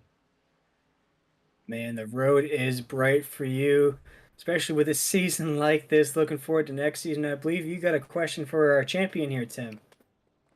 I do. I just want to. I want your opinion on how did you enjoy the series, and will we see you next season? Yeah, you guys will definitely see me next season. I definitely enjoyed racing this season, and all these races were very enjoyable. I mean, at Daytona I had a little hiccup with the with an incident, but definitely I had fun and enjoyed racing with these guys, and definitely have seen a lot of people come and go, but it was definitely very fun. I'm definitely looking forward to next season and driving the next gen car, and it'll definitely How be will that work interesting. for you? Will that play in your favor, or is it going to be challenging? I definitely think it'll be challenging. I don't drive those cars much, but when I do, I'm pretty quick at them. I just need to tone that in a little bit and drive the races a little bit more and learn. And I'm sure a lot of these other guys are going to be the same way. They got to learn the car and uh, yeah, just Awesome. practice more. Yeah, well, Matthew, there's not much to say here, man, and I'm sure as a team owner, James can go ahead and second this as well. It has been truly a historic season out of you in that 89 machine. It has been a pleasure calling your races week in and week out. I mean, in some of these races, I spoke about it during the broadcast. You've done it the hard way. You've gone multiple laps down. You've had to work back through the field. You've had to use fast repairs. You've had to play pit strategies. You had competition from the Tiny Dog Racing team there for a little while with Parker Collins kind of pushing you along there for a little bit. But man, it has been an impressive ride here in the High Octane Sim Series. You closed it out with a regular season championship. You came into these hard playoffs with these 5 races here. That's a mixed bag of races. We went short track racing, we went to a road course. We close out the season at the South Beach Speedway, I like to call it, here in Homestead. Not only did you close out the season, all you had to do was finish above 7th place in stage one to mathematically close the door on Riley Hoots. But you went more than that. You went ahead and got your 7th win of the season here in the High Octane Sim Series. And man, all we can say is a huge congratulations from us here at 10-4 Broadcasting. You truly put on an impressive performance week in and week out here at the High Octane Sim Series. We couldn't be more excited for your future here in iRacing and the next season here in the High Octane Sim Series. Thank you guys. I can't. I don't even know what to say, but thank you guys for putting on a good show and broadcasting this. And I'll be here next season. Hopefully, I can go get my second championship. So I'll see you guys then. Definitely. And James, any last word for your team or your drivers here in the High Octane Sim Series? I know you picked up a win here in the playoffs.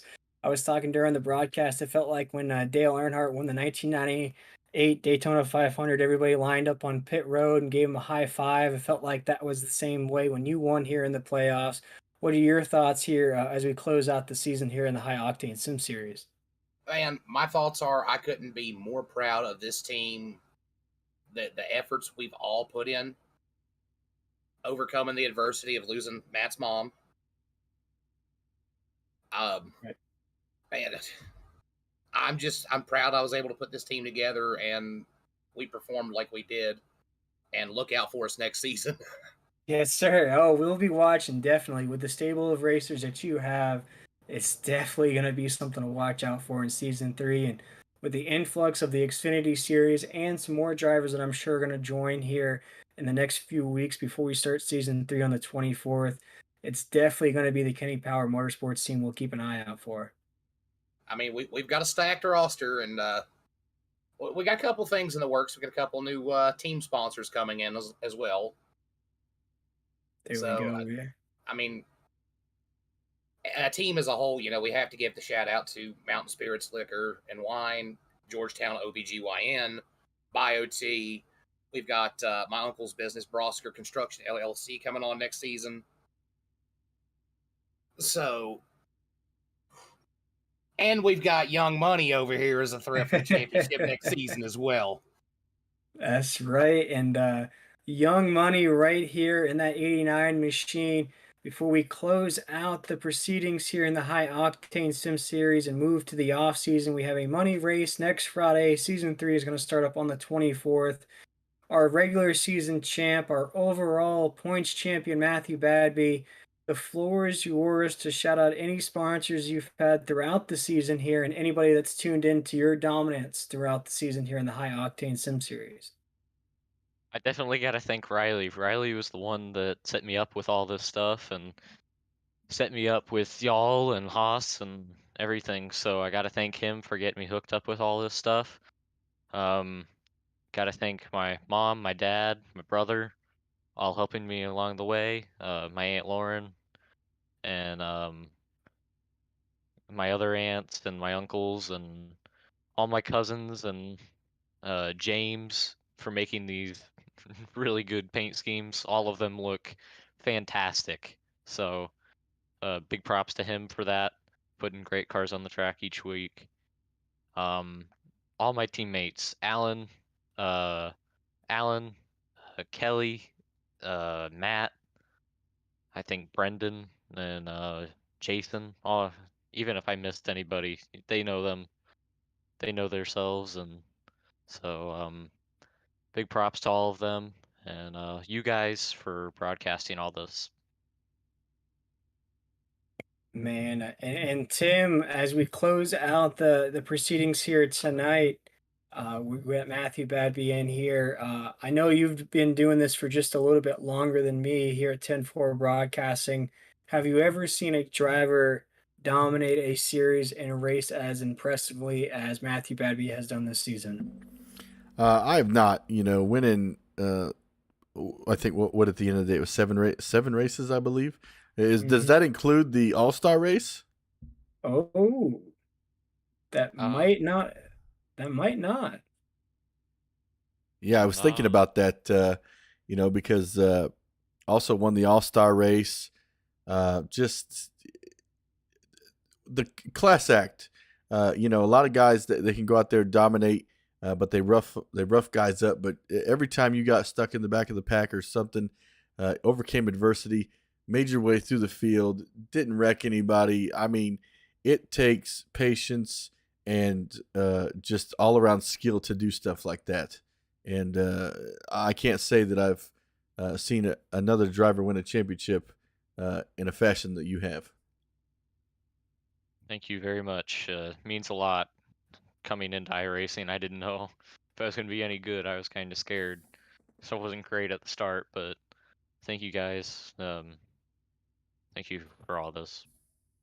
Of course, and I think people are going to be scared of you now, Matthew, in that 89, the way that you've handled this season. I think now counting the All-Star race, that's 8 wins on the season, man, and big congratulations from us here at 10-4 Broadcasting. Like Tim said, that shirt's coming your way. I believe we'll send you a little something extra with that as well for such a historic season here.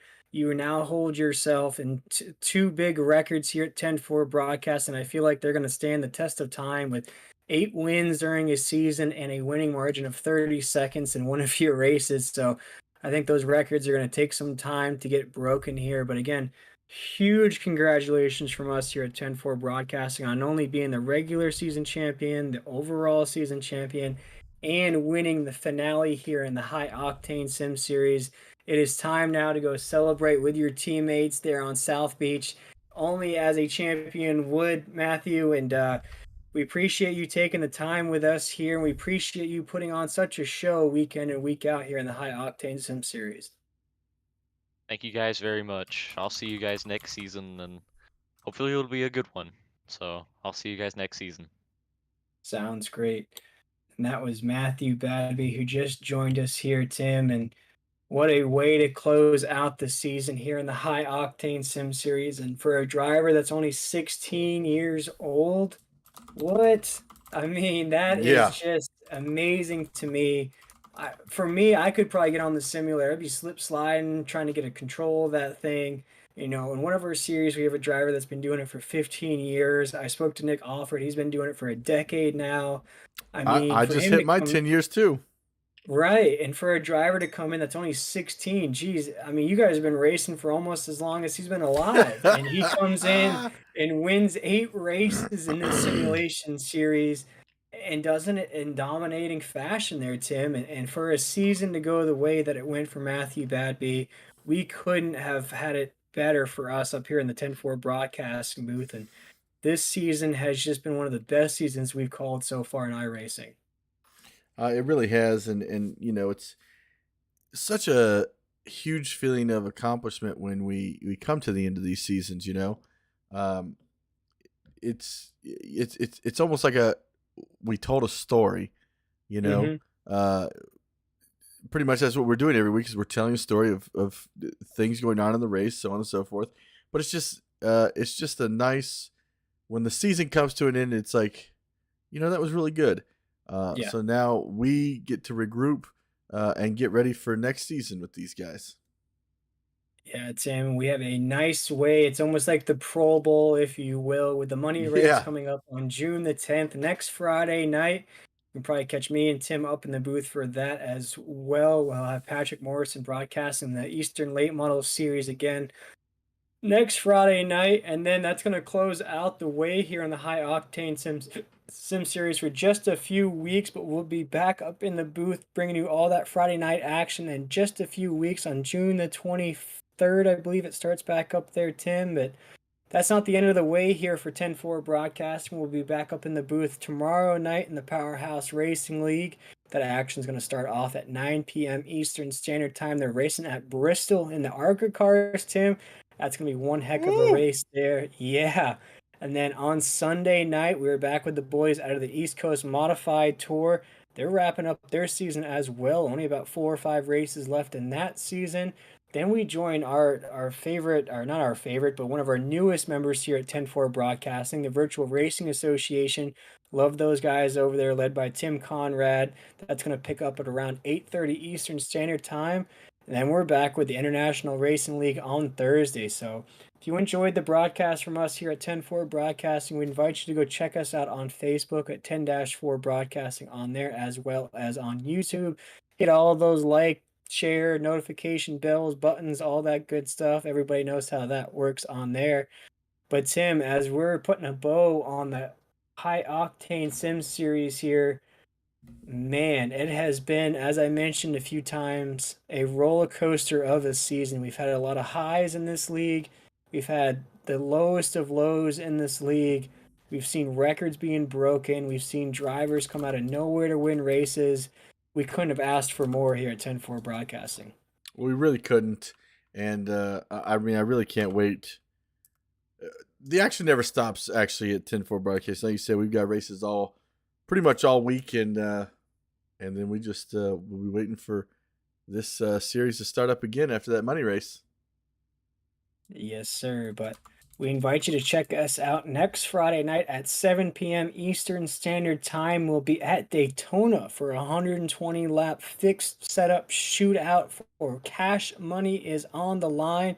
But before we close out this broadcast here, we just want to send our well wishes to Matthew Wilson and his family, as well as the unfortunate passing of David Woods' dad overnight there. We just want to send all of our best wishes and prayers to them and their families. We close out this season with Matthew Badby picking up his 8th win of the season, counting the All-Star race there, and becoming the overall series champion and regular season champion as well. But for myself, William Tiller, Tim Hammond, as well as Patrick Morrison, who joined us for a little bit there as well, we want to wish everybody a great night. We want to thank everybody for tuning into these broadcasts week in and week out here in the High Octane Sim Series. We want to thank our wonderful series sponsors here, Captain Jack Smokehouse, as well as W Energy, and our new partners, Tim, AdminBoxx, who graciously signed on with us here for the last week or so. So we hope to keep that partnership going. But we want to wish everybody a great rest of your night, a great rest of your weekend.